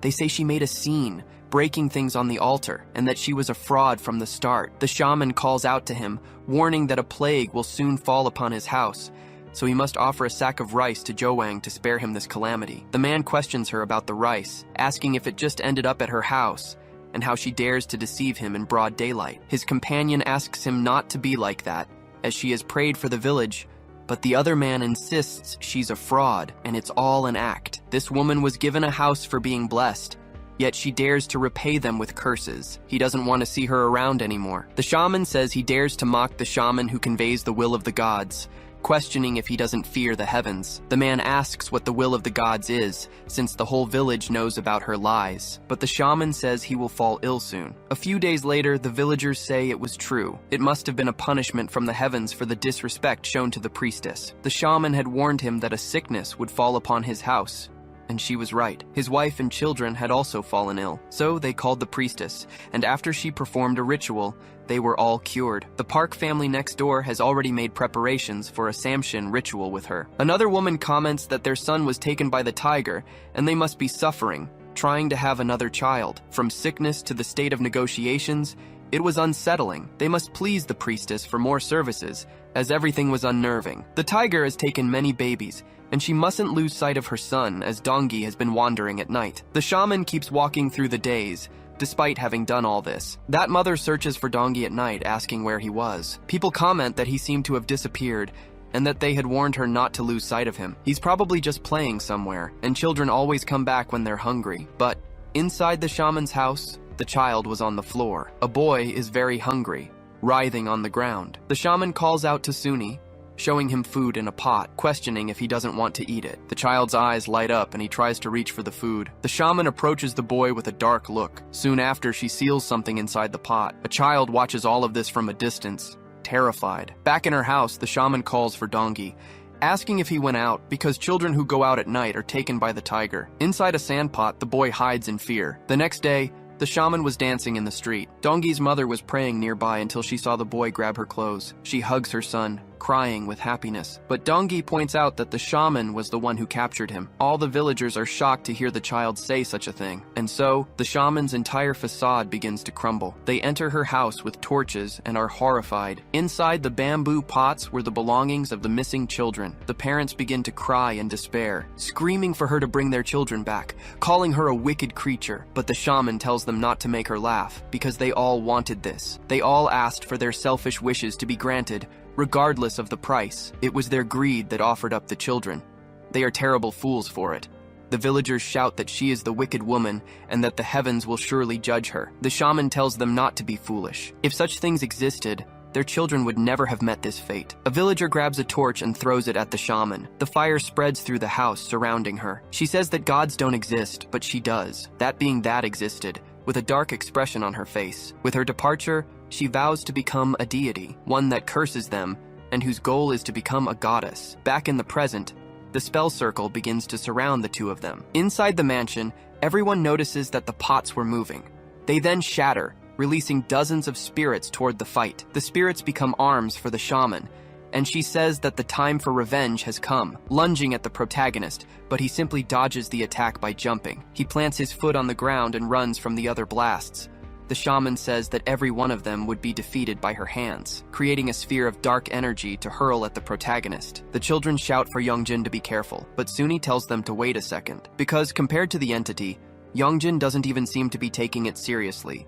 Holding the sphere with ease, he pulls his sword from the ground and charges at the creature, appearing behind her with his weapon, delivering a swift strike that neutralizes the creature's arm. The entity falls to the ground, trying to regenerate. Then, it launches its final attack in an attempt to defeat the protagonist. The energy hits the protagonist, but he jumps to dodge it, soaring high with his sword. That dragon energy begins to appear, creating a complete dragon behind the protagonist. Surprising everyone, Jin thinks that was incredibly powerful, wondering what that boy is. Jin charges at the creature once more, but an open fan sends a wind forward, stopping them both with a frosty wind that repels them. The creature begins to be undone by that energy, and Youngjin is thrown far away. Then, the fan closes, with the protagonist on the ground. He's a bit confused by it all. The spirit says that all currents must be dispersed, and sends more clouds. Youngjin returns to his normal form, and the spirit uses telos. His sword is lost, and the young man is thrown back. Ya, the god of the earthly branches, was now there. He looks coldly ahead as the spirits approach, saying their big brother has arrived. They tell him there were some scary beings, and a human was defeated. The shaman entity keeps moving and scares the children, who ask what it is and what it means, because this was the power of the gods, and she wants to know how he has it. Ja replies that it's because he is a god, a divinity of the earthly branches, the Lord of the heavens. The shaman asks about this, wanting to know if he is a real god. The children are frightened, and the shaman cries, moving closer. Then, she grabs his clothes, asking why. Why were her prayers ignored? Why didn't he visit her even once? She searched for him desperately, but he never appeared. If he had helped back then, she wouldn't have ended up like this. She asks how he could let her lose her life and ignore a human who prayed. Ja pulls away, asking what prayers she's talking about. Judging by the looks of it, it's clear they were all selfish requests. No god would listen to prayers like those. The spirits of the children begin to emerge from the entity's arm. Ja says she was blinded by greed, lost her way as a shaman, and gave in to the 10 evils, questioning what there is to feel wronged about. She couldn't see the unhappy spirits who lost their lives because of her. The woman says it happened because the humans demanded it, but Ja cuts her off firmly. Even if her body is destroyed and burned for all eternity, the suffering will be nothing compared to theirs. She must go to hell for every item she stole from those babies. For every human who suffered because of her, karma would ensure she paid for every one of her transgressions. And so, he opens his fan. Using the earthly branch magic of Mayo, a black sphere begins to overpower and trap the demon, turning the sun in the sky into a black moon. The demon begs him, please don't do this. It can't lose its life like this. He must have mercy. Just this once, he should spare it. As the black moon approaches, Ja finishes it off using Talos. Not even dust from that monster remains. The spirits comment that it was cool, and Ja asks what happened to the human. Boksuni says she was hit by a dagger. Ja approaches the temple, facing Hisu and her mother. The girl stops crying as the deity gets closer. As a reaction, she protects her mother's body, but Ja simply says that fortunately she's still breathing. He then sighs and opens his fan once more to use the divine magic of the earthly branch, this time using the Mai of the flowering meadow, creating a flower above the two of them. That was the flower of life, which begins to touch the shaman. Her wounds start to regenerate, and her life begins to flourish again. The children say it's a beautiful power. Finally, Ja closes the fan with Telos, and the woman is healed. Hisu calls out to her mother, and the deity says she shouldn't worry, as she was just sleeping. The girl touches her mother's face, who just smiles. She starts to cry, and the spirits say it's a relief. As you can see,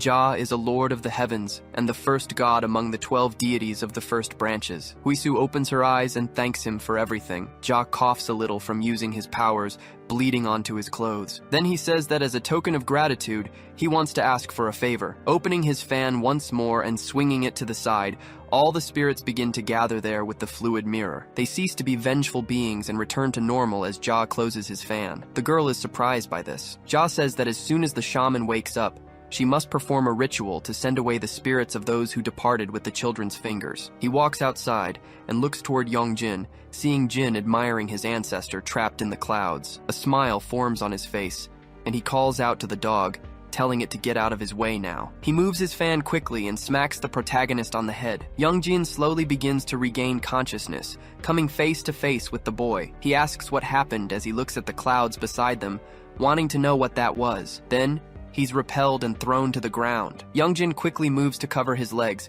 but he notices that everything around him is destroyed. He wonders what the hell happened and where he is, remembering Huisu's mother falling and her crying. Then he turns to see his friend, who is worriedly beside him. She holds the protagonist's face, asking if he's okay. Yongjin breaks free, saying he is, but wants to know about her, and the girl starts to cry. She says it's a relief and that she's so sorry because it was her fault. The protagonist asks if her mother is okay. Hisu confirms that she is, as Lord Ja and the children had helped, and her wounds were healed. The protagonist is confused since he doesn't remember anything. Jin approaches, asking if he lost consciousness, and Yongjin calls out to his ancestor, wanting to know what exactly had happened. The dog says he'll explain on the way home. Ja jokes that he can't wait to see how he'll explain this. Everyone is a bit confused, and Hisu says he is Lord Ja, a lord of the heavens. Ja continues to stare at the protagonist, who just complains about the soccer ball while the deity spits. The children approach Ja, asking if he's alright. The god opens his fan and says they should leave. They disappear as if by magic. Hisu comments that the heavens were literally protecting Yongjin, but the protagonist tries to explain about the ball. He then stops his explanation, looking surprised. Hisu is confused until she hears her name. Her mother was standing, waiting for her daughter with a smile on her face. The girl runs to hug her mother. Yongjin smiles as he watches the scene. Mangtae was peeking from the gate and cries at the reunion. He leaves a basket on the ground. He says that a tiger will take away children who cry, but good children get a rice cake, and so he leaves several on the ground. Later at home, a message informs them that the ordered items were delivered to the protagonist's door 8 hours ago. Yongjin says that sucks because everything is thawed. Jin asks if he's the village magistrate in charge of the food supply. The protagonist replies that Hisu bought all of it, and it's just delivery. Jin gets annoyed at being called a moron. The protagonist stands up and types in his door code. Jin says that although he has let many things slide before, that's no way to address an ancestor. Yongjin tells him to stop acting like that if he wants to eat today. The dog complains that he's insolent, and the protagonist tells him to just come in so he can close the door. Then, he puts the sword away inside the house. Jin tells him to quickly prepare his dinner because he's beyond starving. Yongjin notices messages from Hisu saying she's sorry, and that if he got into trouble, she'd be the first to help him. The protagonist quickly types a message and puts his phone in his pocket. Hisu gets the notification and is surprised. A smile spreads across her face when she sees the protagonist telling her not to apologize anymore. Yongjin says that while he was unconscious, the kid from before got rid of that two-headed monster and healed Huisu's mother too. Jin confirms this, and the protagonist says he really missed everything. So, Ja must be an ancestral spirit or something, just like him. But Jin replies that he is not his ancestor, then swallows his food. The protagonist asks why his own ancestor didn't do anything, since he could have taken care of everything. But the dog drops the meat and clarifies. He says it's not that he chose not to do anything, but there was nothing he could do. He had no choice. The protagonist asks if the sword he carries around is just for show, and Jin replies that it must be. After all, he can't do anything in his current state. Young Jin says that he had saved him from that spirit from Songaski, but the dog replies that it poisoned him. The protagonist had lost his life that night. To save him, he transferred his remaining power to him. His abnormal healing ability is just one of the things that comes from his power. The protagonist questions this, and Jin says he had told him before, to help him recover his strength once again. Outside, someone with a bow lurks from above. The woman coldly observes the house from the top of a utility pole but vanishes shortly after. Back in his house, the protagonist puts on his school shirt, but he feels a pain in his arm, wondering why it's so sore, and his legs too. He wonders if this is real because it's impossible that just a little running could make him feel like this. Jin asks if the protagonist has some kind of book of historical records, or any book that tells history in chronological order, how the world developed until now. Young Jin asks what he's talking about. Jin asks if such a thing really exists, and the protagonist says it's ironic for him to ask something like that. The dog asks what that book was. Youngjin replies that it told the history of the area. Then he announces he's going to school, and Jin wishes him a good class. On his way to school, the protagonist checks his phone. In the hallway, someone points their phone with a ghost hunter app. He gets frustrated when he finds nothing, but his phone is snatched from his hand. Some girls ask what he was filming and if it wasn't some kind of prank. The boy says he wasn't the one recording, and the girls tell him to explain. He replies that it was a ghost detector, a spiritual app. The girls tell him to show them where the videos are, but the nerd says he didn't record anything. It was just for viewing. A classmate puts his hand on Jiwan's shoulder, asking if he's filming ghosts again. Then he apologizes to the girls, saying he's into ghost stuff and was investigating if there are any at the school. A girl takes the phone from his hand, saying he's always been like this since middle school, so they should be patient with him. Jinwoo replies that he has empathy. Dukong says they're getting him all wrong and that he should stop filming because he has other cool equipment. The girl shows them his photo gallery, which is full of selfies. That guy was trying way too hard to look cool in those pictures. Dukong apologizes again, and the girls just nod. His friend calls out to Jinwoo, telling him to knock it off. She says he's always running around with a camera and getting into trouble, but he insists he'll explain everything properly. She adds that he's going to end up in the principal's office at this rate. Dukong says he can make his point without cursing, and the girl replies that he was just talking nonsense, not cursing. The guy continues, saying his friend was on his floor and hadn't even put his backpack down yet. He gets spooked as he realizes they might be ghosts. Karira tells Do-kyung not to believe a word he says, because she's only acting this way because she trusted him. Jinwoo asks what he did, and who they think they are. They were arrogant, since he doesn't trust anyone but himself, but they must have found it strange when they went on the retreat. Dukong says that one time, Jiwan recorded a ghost voice in the hallway, and joke words started appearing on the radio. Karira says it was just an electronic device, and that it was probably an error caused by the surrounding electromagnetic waves. Jiwan replies that she was right. It was a signal error. Ghosts are made of powerful magnetic fields. He asks what happens when such entities are in a field of electromagnetic waves. A working light bulb will start to flicker, or a sensor will fail. They cause interference with the waves, making devices act erratically. He then comments that Karira knows more than he thought and offers to make her his apprentice. The girl asks where he saw a ghost, and Jiwan says it looked just like her. Karara gets annoyed, saying she was being serious before. She really wants to confront him, but instead asks what he's doing with those toys. Then, a signal beeps near Youngjin's classroom. Dukong says this means there's a ghost from their class. He asks if he wants to come in, saying he'll get permission from the others. A girl approaches Dukong and asks who that guy is. The guy replies that it's Jiwan, a friend from middle school. The guy asks if he can take a look at their class, and the girls say they don't care, but they want to know what his radio is. Jiwan tells her not to touch it, because if she touches it with a handful of negative energy, it could break. Other classmates call Dukong over. On his phone, Youngjin notices messages from Hisu. She's asking him to come to the science lab right now. She wants to give him something and says it would be weird if she went to him. The protagonist asks if it can wait until after school, but the girl says no. He gets up and tells his friends he's going to the bathroom. Then he notices the door, where Jaeil says the popular kids are blocking the exit. He wants to see if he'll get the nerve to tell them to move.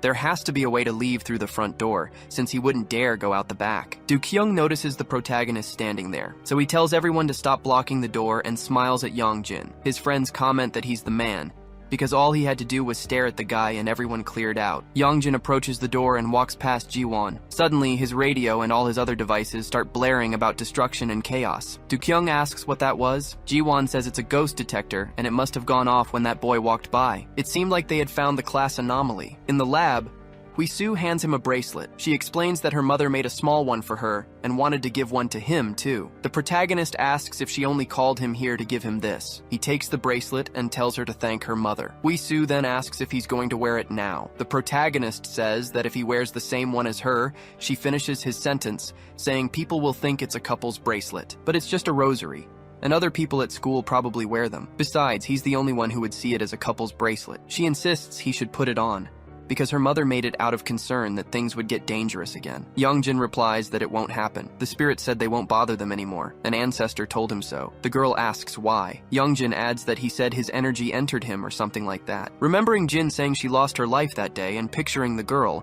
he decides it's better to drop it. He says that's why his recovery was so fast, and he thinks that's all there is to it. Now he can just go back to a normal life. Hisu says so it was because of his ancestor's energy. That makes sense, and he doesn't need it, because he was completely different. The protagonist asks what she means, and Hisu says he fought very well and held the sword so lightly. Yongjin asks if he had fought and when that happened. The girl asks if he doesn't remember, saying it happened at the prayer house. Suddenly, Yongjin reaches his hand out to her. He knocks her phone down and covers her mouth to stop her from talking. Realizing what he did, he pulls back, asking what just happened. He stares at his hand as Hisu asks what that was about, and the protagonist says he didn't mean to do it. A radio keeps repeating foul words, revealing that Jiwan was at the door. He apologizes, saying their conversation sounded very interesting, so he ended up overhearing a little bit of it. He adjusts his glasses and introduces himself as Gong Jiwan. Furthermore, he's a ghost hunter. Yongjin and Hisu both ask what he means. Jiwan approaches and says it's a pleasure to meet Li Hisu. He knows she's the daughter of a shaman.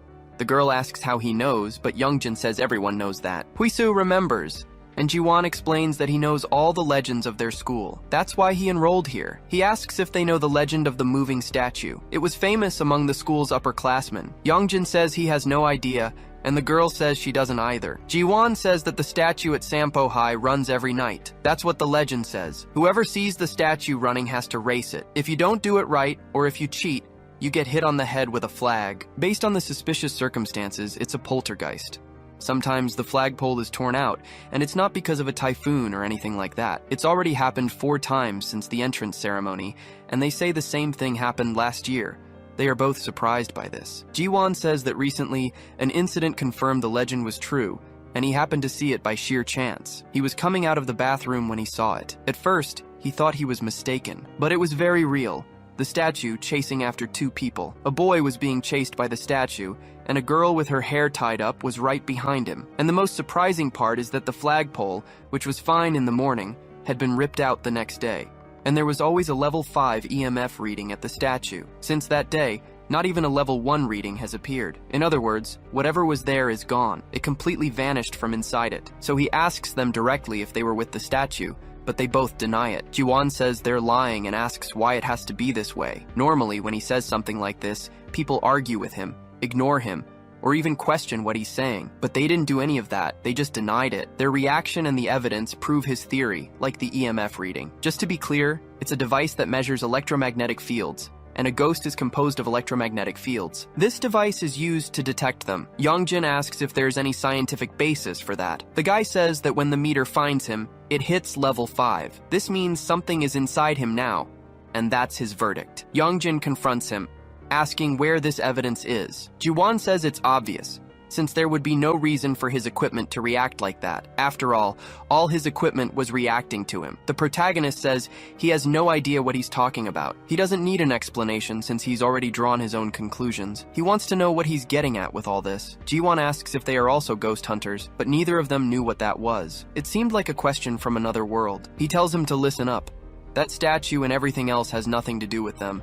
Then he calls Hisu so they can leave. Jiwan asks why they keep hiding, because I didn't want it to come to this. The protagonist turns around, listening to a video on his phone. Jiwan says that cameras nowadays have professional quality. It's easy to take a picture from this distance, and the protagonist is surprised. The guy insists he's not a bad person, and they don't need to hide, but Hisu says he just made himself look like one. Jiwan explains that he actually has a request. He wants to know if they've heard of the supernatural antique shop. In the classroom, Dyoung is resting peacefully, until a classmate behind him gets his attention. He hands him a box, saying he wanted to give him this. Dyoung asks what it is, since it's the first time he's ever received a gift from a guy. But he thanks him, though he wants to know who he is and what his name is, because he can't remember his name, and the other guy says, "No way." He exclaims that he's a hypocrite for that, and Dyoung is surprised. A light starts to shine from the box, which contains a doll and a die. It grows brighter, and a spirit emerges from inside, moving toward Dyoung. As the day goes on,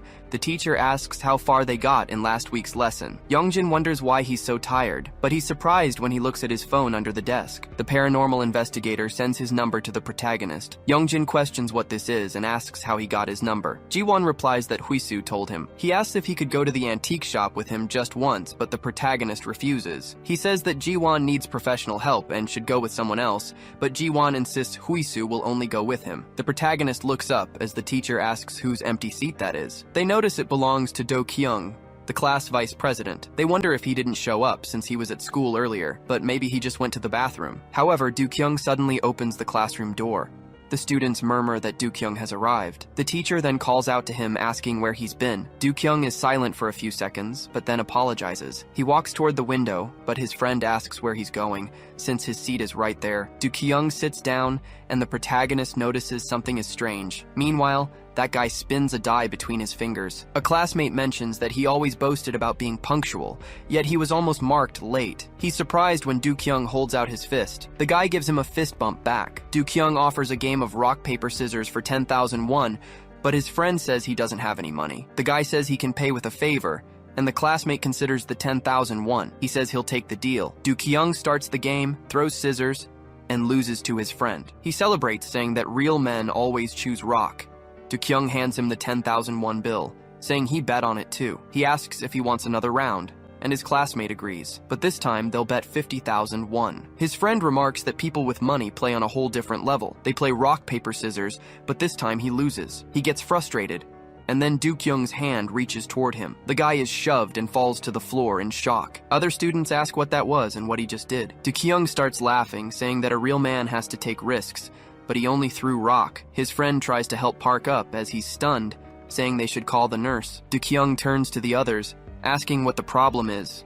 It was just a joke. He grabs his arm, saying he won the 10,000, so there's no problem. He jokes that he was holding onto the money tightly, and his friend says that was a bit intense. Dyoung asks if it was supposed to be a joke, but he gave him 10,000 for real. He had warned him there would be a consequence, but this other friend had said he would do it too. He denies it, and Dyoung gets up, saying that was no fun. He leaves the classroom while the other students check on Park after the push. Jae-yeol says it looked like the beginning of a school bullying story. Another friend says it seems more like the start of an isekai story, and maybe he's a villain reincarnated in Dyoung's body. The protagonist watches this, surprised. Elsewhere, people are talking about Dyoung suddenly acting that way. They'd never seen him lose his temper before.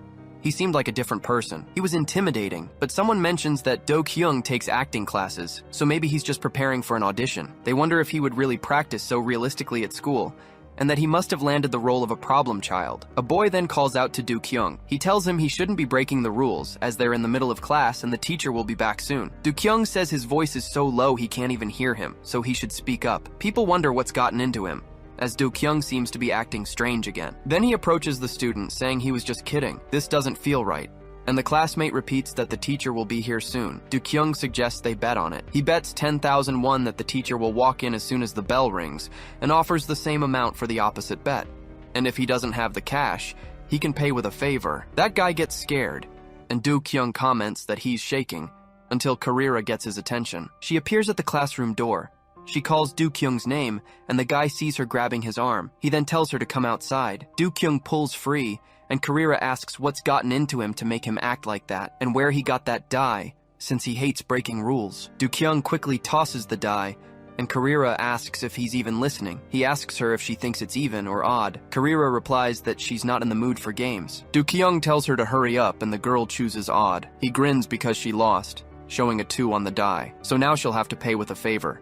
pulling Karira close. The girl trembles in fear but firmly pushes him away. She says he's a creep. From a distance, the classmate watches this, bearing the same mark on his neck. The day at school goes by and Jiwan is walking around. He unlocks his phone and continues to plead for Youngjin's help. He asks if he really thinks it will change anything, since they're in the same space. Entering the classroom, he says, "Excuse me," but his radio beeps red, and Jiwan says that he seems to be nearby. So he starts searching, saying there's no use hiding since it's a piece of paranormal equipment. But his hand brushes against Dyoung. Jiwan is startled, and his detector falls to the floor. He calls out to his friend and notices a strange smell. Dukong bends down to pick up the detector and examines it in his hand. The radio starts beeping and sends a message to Jiwan's earpiece. It then emits a high-pitched sound that startles the boy. He asks what that was and why it happened so suddenly, but he asks Dyoung to please call Youngjin. He sees on the radio that the spirit's words are pleading for help. Jiwan throws the radio on the ground, smashing it to pieces. The guy is surprised by this. Dukong asks if he has any manners, since the normal thing to do when you bump into someone is to apologize. Jiwan says he's sorry, but the other guy tosses the die into the air and catches it in one hand, asking which one he thought it could be in. Elsewhere, Hisu draws the devil card, saying he's possessed. Dukong from the protagonist class is possessed, but Youngjin couldn't care less. The girl stands up and calls him Ghost Hunter Dragon Jin. The protagonist asks why they need to get involved, and she replies that she needs to save her friend. But Youngjin doesn't consider him a friend, or even a close classmate. He wants to know how she can be so sure just because of a card. He was normal this morning and suddenly he's possessed by a spirit. It's probably just the way he is. Someone whose mood swings all the time is a bit extreme, but it's not hurting him, so whatever. Hisu thinks for a moment. Youngjin tells her not to call him that in the future so others don't overhear. Hisu wonders if he's truly a good person. If so, he must be suffering greatly, just like she did when her body was taken against her will. That's incredibly sad. Jiwan interrupts, saying that as someone from the same middle school as Dyoung, he has something to say. Dukong is a good guy who can't handle confrontation or offending people. That kind of behavior only exists in fiction. Furthermore, he doesn't have the guts to gamble, let alone be bold. He asks if Youngjin wasn't in that ward too. Hisu asks what happened to his face. Jiwan replies that he was hit by a ghost. He asks for help again, but the protagonist refuses. Jiwan thinks for a few seconds.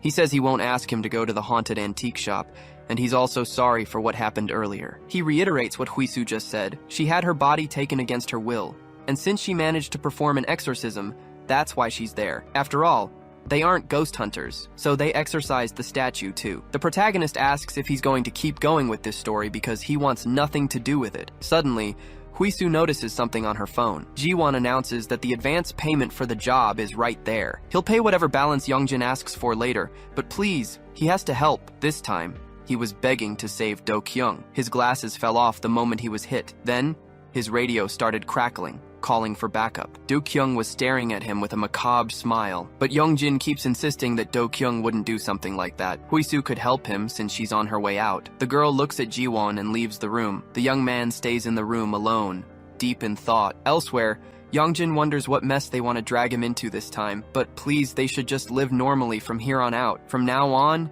he's only going to prioritize his own safety and never get involved again. He walks down the hallway and notices Dukong standing there with a classmate, talking about girls coming to see him. Youngjin thinks that kind of talk suits him better, but as he walks past, his hand moves on its own, pulling Dukong toward him. The protagonist himself can't understand why he did that. Hisu arrives and stares at the protagonist holding Dukong's shirt. She thinks that even after their conversation, he's trying to exorcise him. Just as she thought, he's kind. The classmate asks what the guy is doing, but the protagonist moves his own arm back, apologizing because it wasn't him. Dukong asks who it was then, since it's his hand. He takes a die from his collar and tosses it in front of the boy, trapping it in his hands and calling him friend. He wants him to guess which hand it's in. Youngjin asks if this is really happening out of nowhere, but his hand moves, and he notices it's acting on its own. He chooses one of Dyoung's hands. The man opens his mouth slightly, but says he got it right, passing by while telling him to be careful next time. Youngjin doesn't understand a thing, and Dyoung stares at him coldly. Later in the classroom,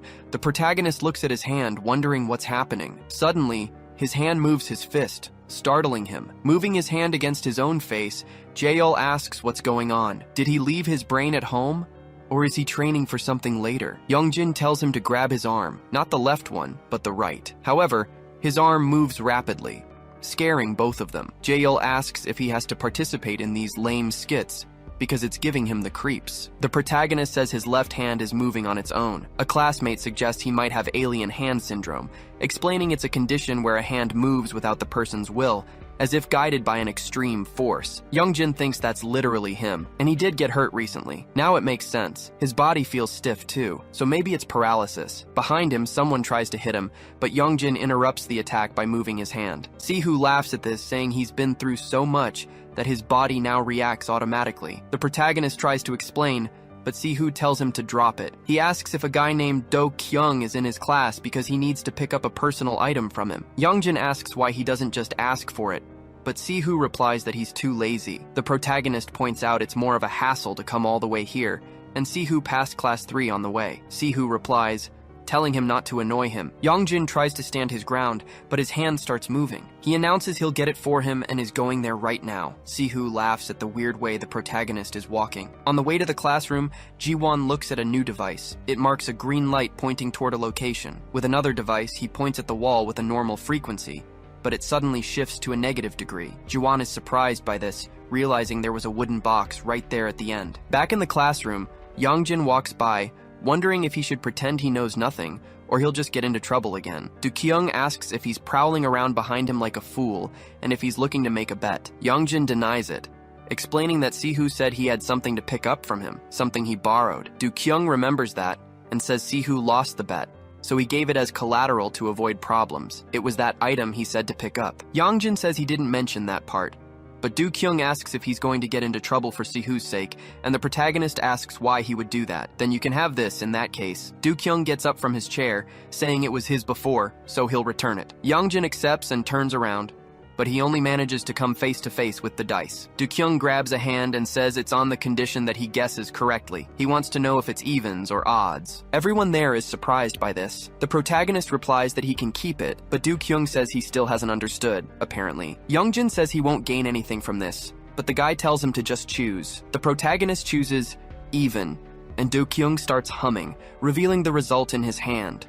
It was an odd number. He raises his hand to strike the protagonist.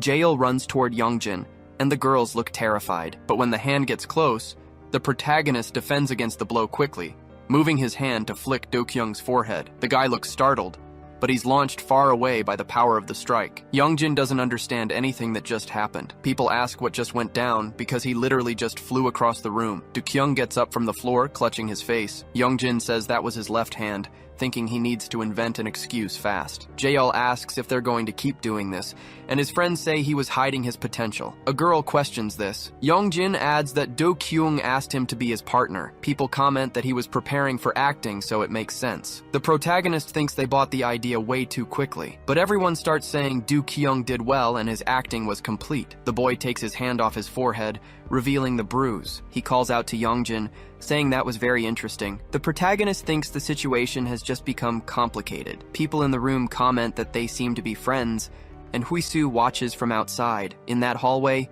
Jiwan holds the box, commenting that one can see it's suspicious, full of strange energy. Is that ancient writing? But there's something on the lid too. This was definitely a spiritual object. He wonders why this thing, which belonged to the antique shop, was there. Suddenly, Karira calls her friend to talk. Outside, Jiwan says that Do-kyung is now a ghost. The real one was probably in a spirit state, lingering near his body. When he was hit by him, he was caught in the ghost box. Karira asks for an explanation. Jiwan continues, saying it's something that combines the words the ghost wants to say through a radio channel to form a message. The girl asks what Do-kyung had said before. The young man repeats that it was a cry for help. Tears fall onto the cell phone. Jiwan asks if she's okay, and Karira replies that it's nothing. The boy explains that when it was the cheap device, she had a different reaction. The girl says that's typical of Do-kyung. Suddenly he turned into a different person, and that person definitely isn't him. Since things that don't make sense are happening, they have to believe it. Earlier, those eyes didn't look human.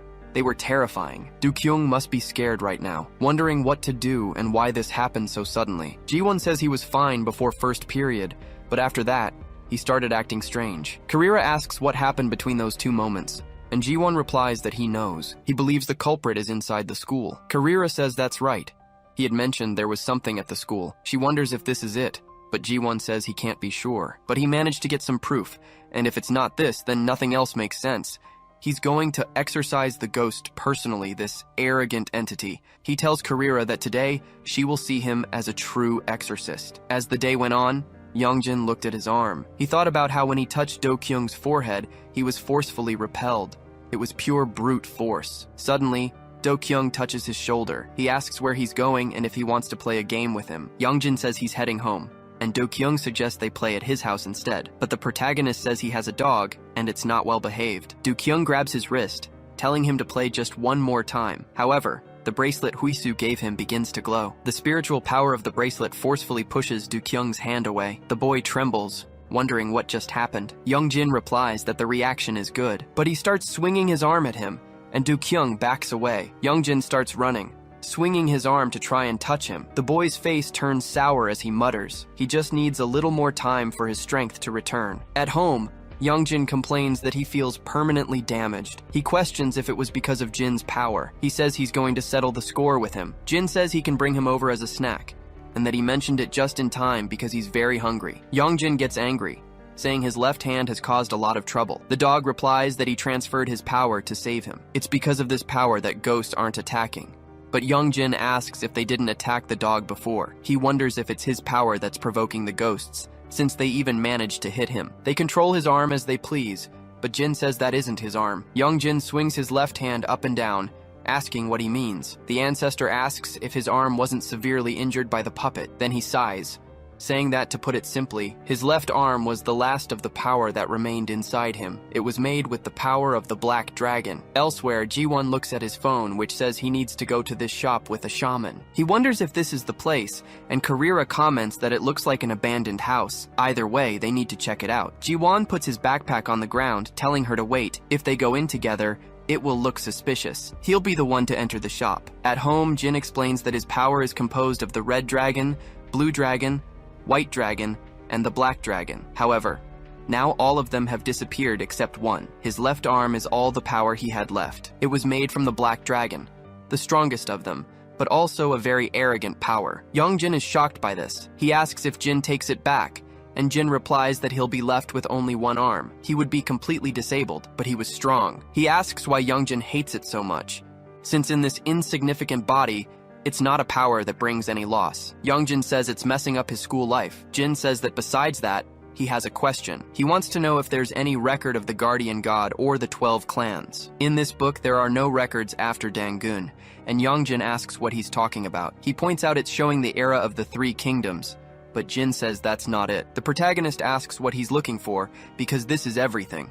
But Jin finds it strange. Suddenly, at his house, someone calls his name, inside the antique ghost shop. Jiwan places his camera on a shelf and asks if anyone is there. An old woman's voice asks if he came to buy something. Jiwan says hello to her, while the camera records everything. Outside, Karira looks at the spectrogram. She analyzes it with the information Jiwan had given her. If there's no one else there besides them and these green lines appear, she has to call him, as one of those lines is on his body. Jiwan asks if this cursed object is from here. The woman asks what he wants, and the boy thinks that he knew this was the reason. So he wants to know how to break the curse, and he asks if she can please tell him. The old woman replies that's a sorcerer's job. She only provides the items. Jiwan then asks if a student from Sampo, wearing the same uniform, bought this. The old woman says they don't reveal client information. Jiwan thinks it won't be that easy, but the woman asks what he came here for since he seemed so discreet just a moment ago. The boy replies that he's more relaxed now. He was testing how quiet she could be and says he'll buy the item. A friend who bought it told him about this place, but it's still an item that curses others and must be kept secret. The old woman places it on the table,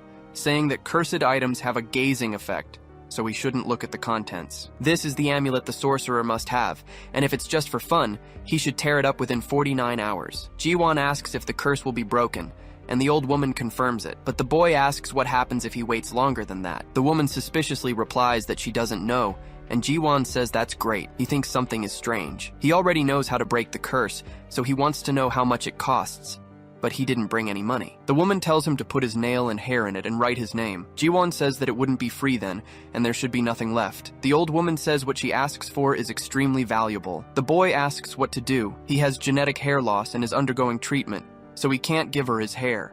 He shows her the state of his nails.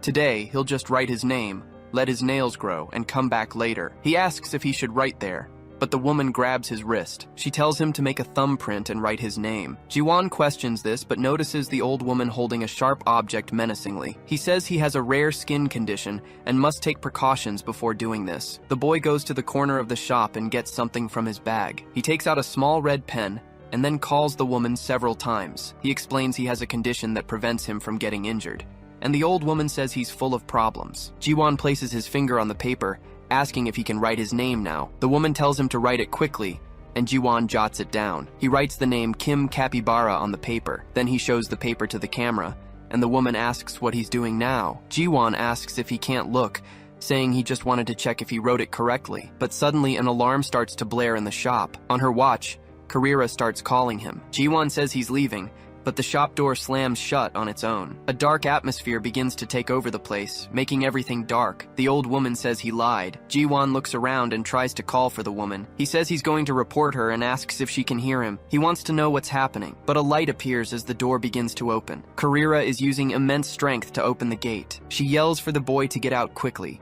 because she can't hold on much longer. Jiwan says he knew this would happen and runs for it, but something starts dripping from the door. It had turned into a mouth that Karira was holding open. Jiwan runs, and the girl is left behind. He screams for his friend, but the gate closes with her inside. Jiwan turns and screams again, but Yongjin moves quickly and strikes the gate with his sword. This causes the creature to repel Karira, throwing her outside. Hisu catches the girl in her arms, but Jiwan just stares at the protagonist, thinking he looks so cool like that. Something starts to open the door again, and Jiwan yells that it's coming. Yongjin is startled by this and readies his sword. Jiwan thinks that seeing something like this is like a cartoon, but it's weird in real life, because the boy is swinging at the tentacles all wrong. This is crazy. A fist suddenly hits the protagonist. Hisu runs, pulling incense sticks from her bag. Jiwan wonders if something is wrong here for the shaman's daughter to have come. But the girl trips, and Jiwan wonders how they exercise those statues like this. If this keeps up, they're going to lose. But then he notices some iron rods on the wall. Yongjin was being trapped by the tentacles,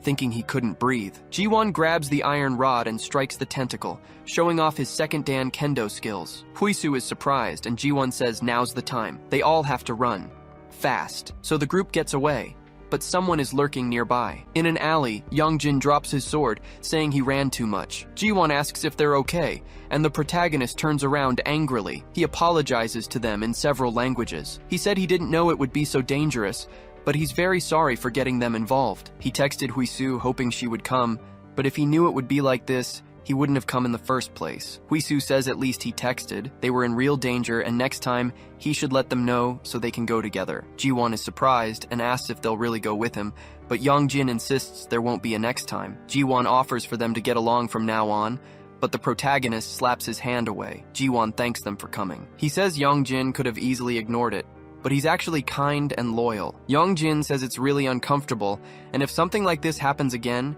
it will be their last contact. He questions why they can't just be normal people. Jiwan replies that he was making direct contact with spirits though, but he wants to know where that giant cartoon-like sword came from and wants to touch it. However, the weapon doesn't let Jiwan touch it. He says it might be a barrier, and only the chosen ones can wield the sword, giving examples of similar legendary weapons, but Jin replies that it's a Jokdu. Jiwan gets scared and asks if the dog just started barking suddenly. Jin explains that this sword only affects the unholy. Hisu goes to take care of the dog, saying they should get some water. Jiwan asks if the dog is his and if it ran all the way here, but Yongjin explains he can't take it in taxis. He adds that he used the money Jiwan gave him for the cab. Jiwan says it was much more comfortable, and Yongjin reminds him about the direct transfer to Hisu. The girl asks if the ancestor is okay. Jiwan asks if it's a spiritually sensitive dog and if he takes it on exorcisms, and the protagonist confirms. Jiwan gets it, saying it's just like in the cartoons. Just then,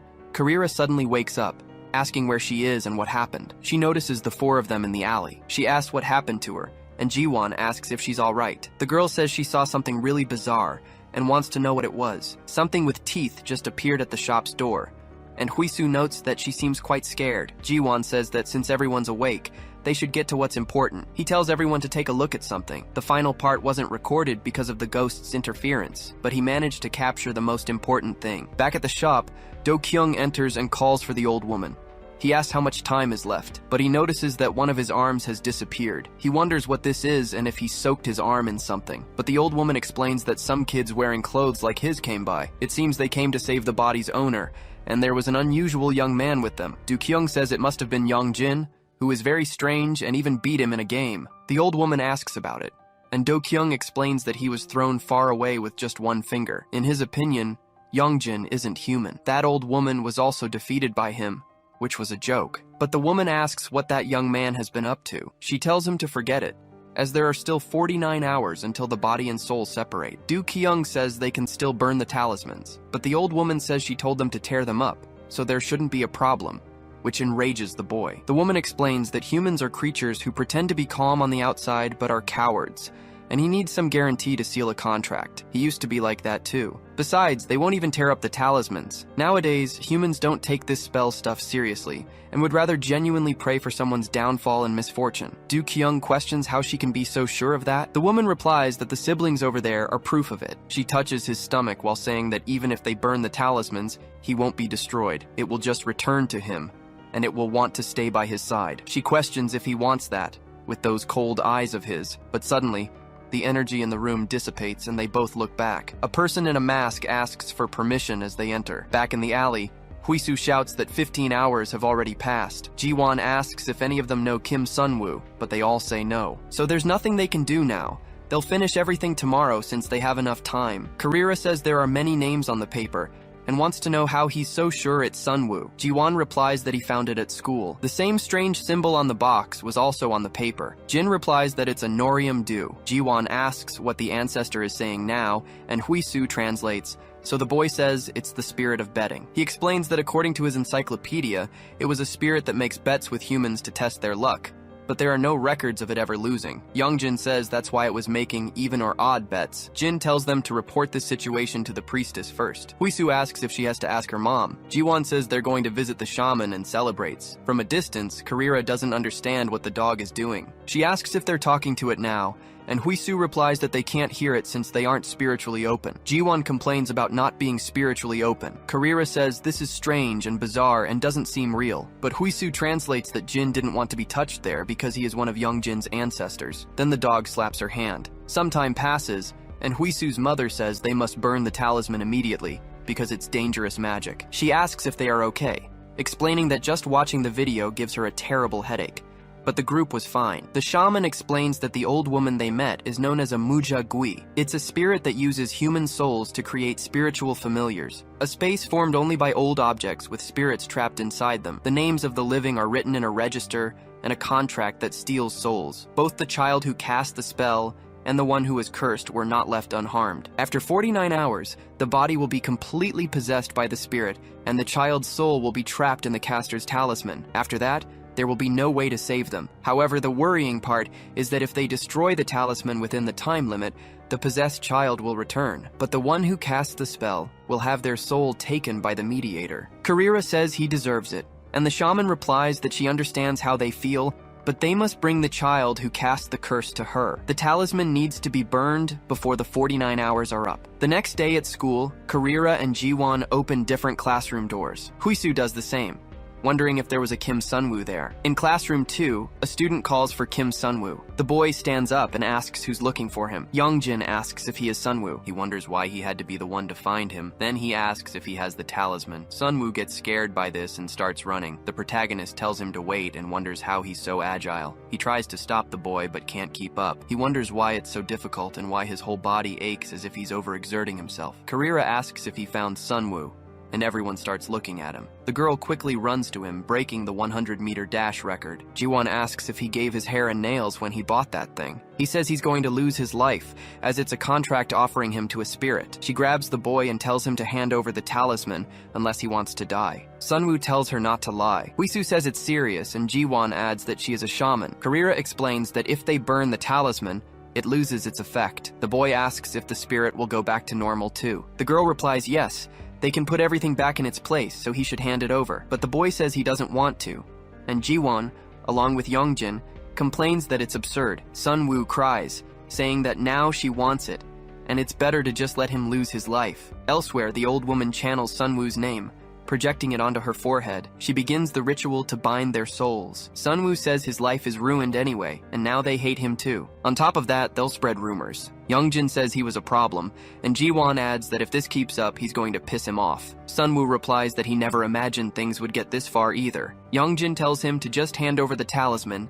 and everything will be fine. The boy says if he apologizes, he'll give it back. But they don't know it's the real Dyoung. That guy pretends to be nice, but he's always mocking and ignoring others. When he gets back, he'll act all meek in front of them, but it's all a lie. That guy is a huge hypocrite. He remembers his time at Gaeon High. Sunwoo complains about the noise of Dyoung talking. He wonders how he ended up in the same class as those people, figuring the class assignments must have been based on grades.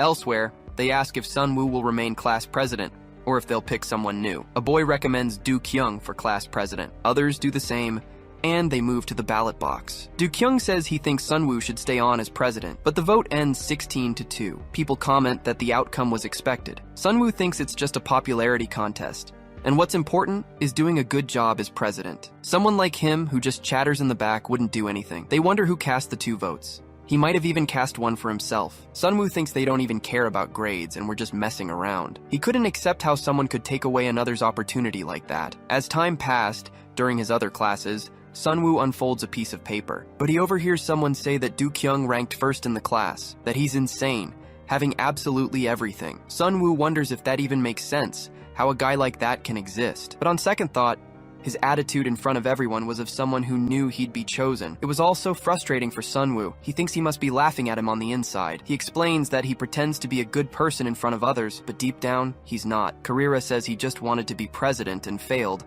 but now he was losing control. Sunwoo replies that there's something more important. Now for the real part. Karira suggests confronting him to get the talisman. At the Sampo High entrance ceremony, Dyoung taps Sunwoo on the shoulder. The boy thinks that he goes to this school. His physique is insane, and he must know he's in his class. Dyoung calls him partner, asking if his name is Jong-hoon. Sunwoo is stunned by this, which only makes him more frustrated. Jiwan comments that it's normal to forget a name, but Sunwoo insists that guy couldn't have forgotten him. Karira says he claims to hate Dyoung, but this makes sense. He shouldn't remember him. Jiwan adds that he hasn't told them something important yet. He transferred right after that. Nobody remembers someone who transfers at the beginning of the semester. Dyoung doesn't even know his name, even though they were in the same class. He was just hoping Dyoung was a hypocrite, forcing a justification all along. Dyoung says that whether he's a hypocrite or not, that kind of person should just disappear. The world is a huge, extremely unfair mess. He worked so hard, but things are still like this. It's a raw deal since that guy was born with everything. Jiwan says it seems like he thinks everything was just handed to Dyoung, and Sunwoo confirms it. He was born into a good family with a great background, and has been ahead of everyone from the start. That kind of person should just vanish. But Karira yells that he's crazy. Dyoung has always worked twice as hard to surpass others, because he's been hated by people just like him before, and he's afraid of being hated. Sunwoo says that's exactly it. He was preparing his act, probably to defend himself from any controversy. Jiwan asks why he's so twisted, wondering if it's because of the talisman, but Youngjin says it's useless. The boy asks if he's defending him, and the protagonist replies that he thought so too, but it changes nothing. If Cheon Dyoung disappears, his own situation won't get any better, and the world won't seem any fairer. Nothing would change. He'd just keep seeing people like Dyoung everywhere and repeat this pointless cycle. However, as time goes on, if Dyoung vanishes, he'll only have caused one person to disappear. Even with Dyoung's body, he will have erased his existence from the world, and he'll go on with his life as if nothing happened. Now that is hypocrisy. In the past, Sunwoo looked at it, wondering if it was real and if he could really handle Dyoung. Now the scales will balance. This is Dyoung's true face. He wonders if everyone will know by tomorrow and if he'll be suspended. But at home, looking at the talisman, he wonders if Dyoung will really disappear in 49 hours. This means he caused someone's disappearance. He's about to tear the talisman, saying this is enough, his name is already ruined, but he can't bring himself to tear it, remembering he's already seen his face. He wonders if he'll show up and confront him, but he never knew this would be real. It was a terrible situation, and from the beginning, he couldn't have acted any other way. It was all Cheon Dyoung's fault for acting like someone he's not. That's why this happened. He caused this. Sunwoo cries as he thinks about it. Back in the present, he makes the same move. He asks what he's going to do now that it's all done. Youngjin says to just hand over the talisman quickly. Jiwan asks what that was just now, saying it's like a manga protagonist's transformation. He subtly feigns solidarity with a soft criticism that reinforces how useless it all is. It was actually working. Sunwoo searches his pockets, But suddenly the sorceress finishes her spell, ordering him to disappear. Sunwoo collapses to the floor. Karira screams, asking what's happening. He was supposed to grab the talisman now, but Sunwoo says he needs to go to his mother's house. Then he breaks free from the girl. Karira and everyone else are stunned. The boy had just jumped out the window, but only his shoe falls to the ground. Suddenly, the boy comes to his senses. He asks what's going on and why he's like this, but he turns to see Yongjin telling him to be quiet. Sunwoo begs to be saved, please. He doesn't want to disappear. Yongjin tells him to stop struggling while the others form a chain to pull him up. The protagonist says that if this keeps up, they're all going to fall. But that's exactly what happens, and they're all in grave danger. Yongjin uses his draconic strength to pull the boy up. Jiwan asks if he's okay,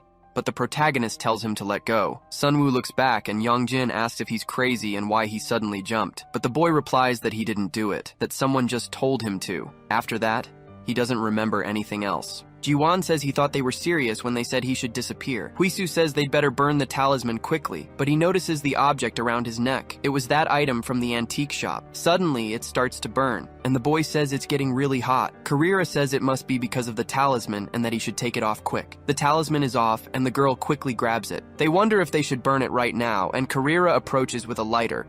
However, Dyoung blows out the flame. He hums the happy birthday song while scaring the girl. He says it was his dear birthday. He was Cheon Dyoung now. But Jiwan runs and pins him to the ground. He tells the girl to do the ritual quickly. Dyoung complains that this is a bad situation and that these guys are holding him down. Yongjin tells her to burn it already, and Karira starts to set the paper on fire. The talisman is burned, and Dyoung collapses. Sunwoo asks if it worked, and Jiwan tries to call out to Dyoung. The boy's eyes suddenly snap open, and he stands up. He tells everyone that he's very sorry, but Dyoung disappeared yesterday. He starts laughing at this and says their expressions are priceless. He asks what they think they're doing. Hisu says it can't be. There are still 49 hours left. Dyoung gets up, and Jiwan says he gave him the talisman, which Sunwoo confirms. But the delinquent says the talisman is worthless now and he doesn't care about it anymore. Everyone in the group is surprised by this. Dyoung says it no longer exists and it was all a waste of effort. Jiwan says something is wrong.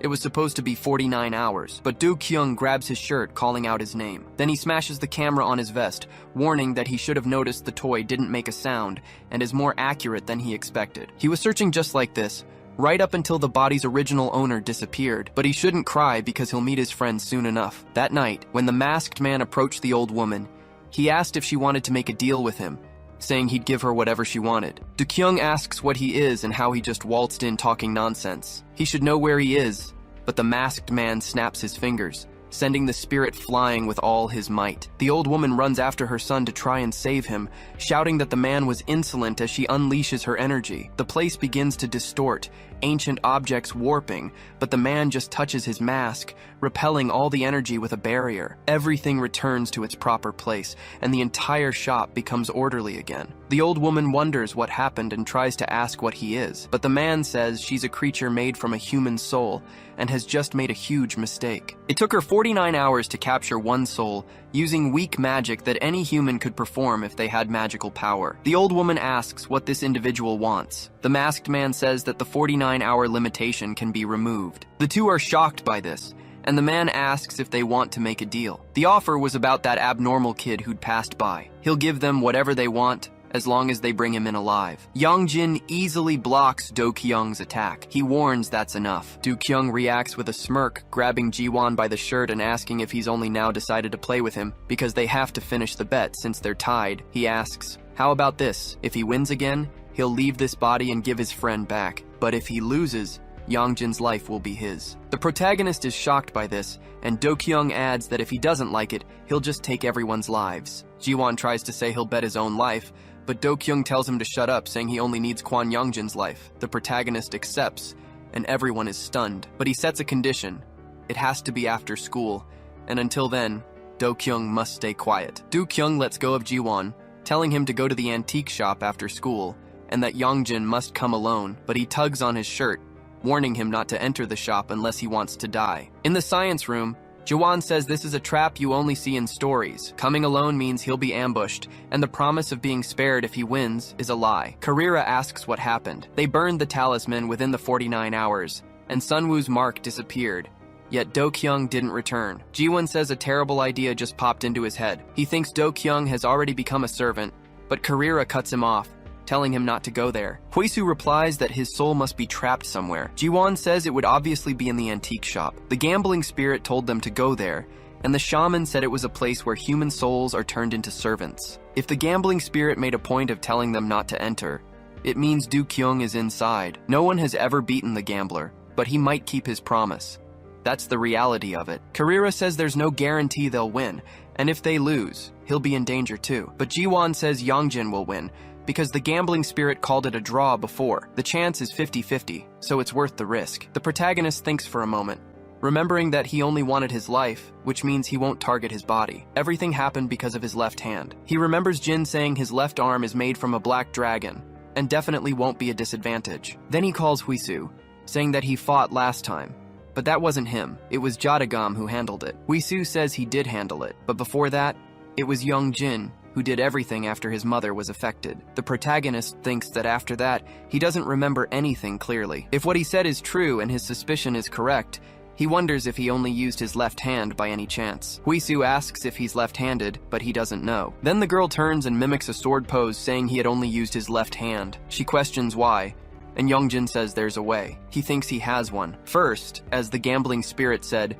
he'll go alone. The others question this. Jiwan says he's following the cliché exactly. Hisu adds that it's too dangerous to go alone, but the protagonist replies that if they all go together, they could lose their lives without even trying. The girl says it's still too dangerous, but Yongjin says he'll go with the ancestor. Jiwan asks what the ancestor's powers are, but Hisu replies that he just stands there. As evening falls, Jin remarks that the sun must be rising in the west, since he's volunteering to hunt a creature. Yongjin says that if they don't do this, he'll lose his life, and he can't just stand by. Jin says that now, he finally sounds like his descendant. The protagonist gets annoyed at this, but they finally arrive in front of the antique shop. The dog asks if this is the place, noting it definitely has a dark energy, and he should be careful. He asks if he can really find him, since he can't hear anything, and suggests calling out to see if he answers. Upon entering the shop, Yongjin complains, asking what that smell is. Jin says it's horrible, and the protagonist starts calling for Dukong to answer, but the dog notices it's silent, and that there's something in the corner. He gets the protagonist's attention, telling him to get out of there now. Suddenly, the entire shop transforms into a bizarre, organic environment. The protagonist tries to draw his sword, but remembers his left hand. However, that arm was trapped by organic tentacles. He continues to be restrained, and just as he's about to be hit, a tentacle is severed. Dukong repeats this action several times, saying he had warned the boy not to enter the shop. Then, he pulls him away, leaving Jin behind. The dog is trapped in the organic mass and calls out to the protagonist. The organic mass begins to form a human figure, asking how he dares to betray it. On Dukong's neck, a seal forms. He cracks a smile, thinking he's free now. Then, he stops on a building and starts laughing, saying Yongjin must have seen the look on that old hag's face. But he tells him to be quiet for a bit, since he's the one who saved him. He even tried to take him without any trouble, but something was wrong. Then, he smashes the building, hurling a piece of it. Dukong walks towards the protagonist on the ground, staring at him from a distance. He throws a die into the air, catching it quickly in a cup, and several other cups begin to form on the ground. Yongjin asks what that is. Dukong says they were going to bet their lives anyway. The die starts being tossed from one cup to another at an absurd speed. Repeating this action several times, Dukong tells him he should try to guess. The protagonist wonders how this happened, and his left hand touches a cup. When he lifts it, a die is underneath. Dukong is shocked and wonders what this is, since it was a 1 in 100 chance. Yongjin says that's good then, but Dukong suggests a best of 3 and tells him to be quiet. This time, whoever rolls the highest number wins. He starts throwing the die on the ground. Yongjin asks why he's suddenly doing this, but notices the die landed on 6. The protagonist says he didn't even give a heads up and that he'd already won. He says he won't play anymore, but his left hand picks up the die. Dukong asks what he's doing, and the protagonist tries to stop his own hand. As the die hits the ground, Dukong thinks that he has made his roll. Either way, his die only ever rolls a 1. He had won, but with his draconic power, Yongjin slams his hand on the die. They are both stunned.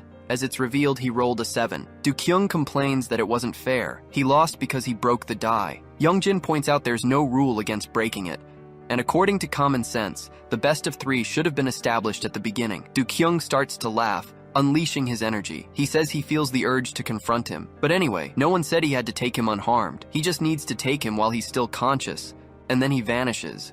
advancing at a frightening speed to attack him. Youngjin simply touches his sword, swinging it swiftly with draconic energy. That blow splits the ground and forces Dukong to retreat. The protagonist raises his sword and points it at him, wondering when his left hand even grabbed the sword. Dukong says he's not human and that this doesn't make any sense. His left hand swings the sword, signaling his intent to neutralize him. This irritates the demon while the protagonist shouts that it wasn't him. They could play another round of dice, but Dukong refuses. This was getting very tedious. Youngjin says the first round was his victory, without a doubt, and he must return Cheon Dukong. That demon says he already told him. Dukong was no longer among them. Youngjin insists he was supposed to return him if he won, but the demon says that if he wants him so badly, he can take his body, take it, and perform a ceremony or something. But of course, that was only if he could defeat him, releasing more demonic energy. He advances once more toward the protagonist, but a weapon attached to a rope is fired. The rope nears the demon and slams him to the ground. Dukong asks what just happened, then starts to writhe, affected by the attack. Jiwan says this is where the lights go out,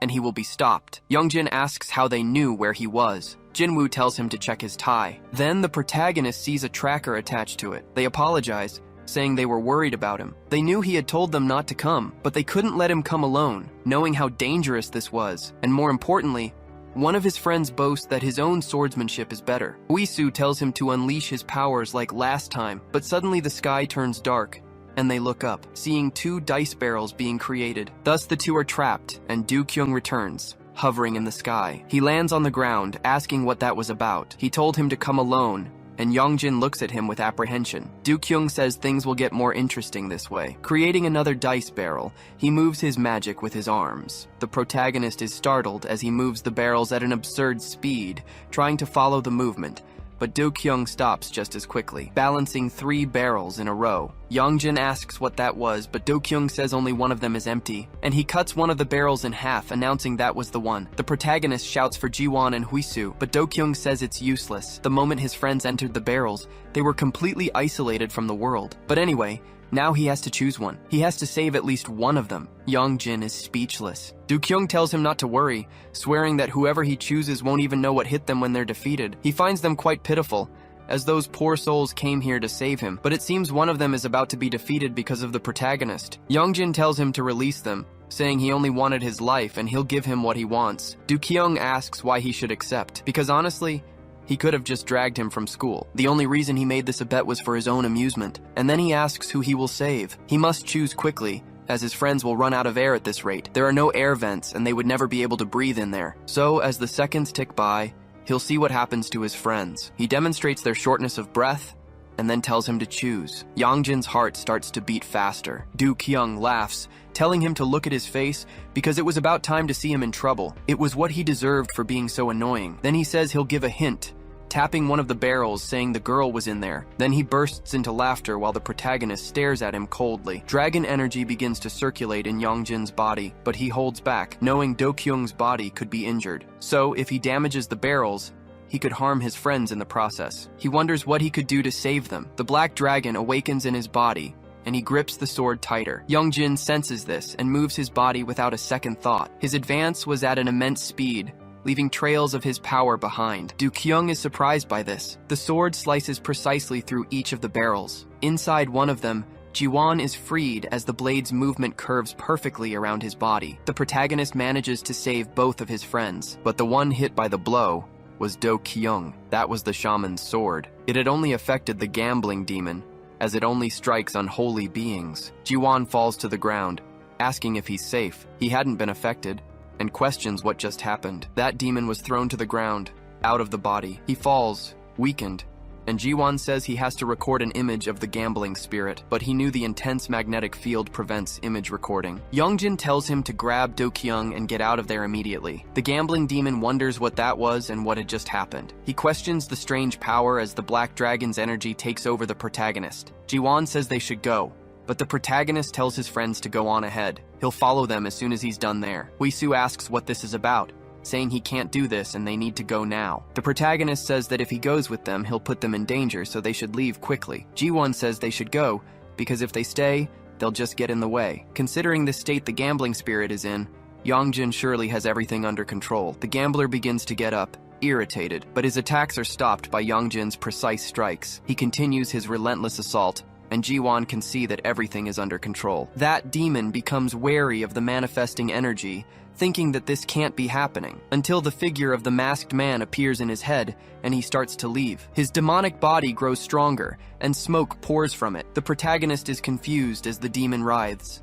He wonders what is happening. The gambler remembers the masked man telling him to bring the protagonist back alive. The old woman says he can certainly do it alone, but the man says that if that were possible, he wouldn't have come to a place like this. The old woman says he's very insolent, and that they never had a choice, it seems. That man replies that he will make the necessary arrangements for her. He throws a seal onto her head and another onto Dyoung's neck. It begins to seep in, and the gambling demon asks what he just did, but power starts to take over his body. He's surprised, but looking to the side, he sees the old woman has recovered her arm. She was transforming into something. Then that masked man says he would give them until tomorrow to finish the job.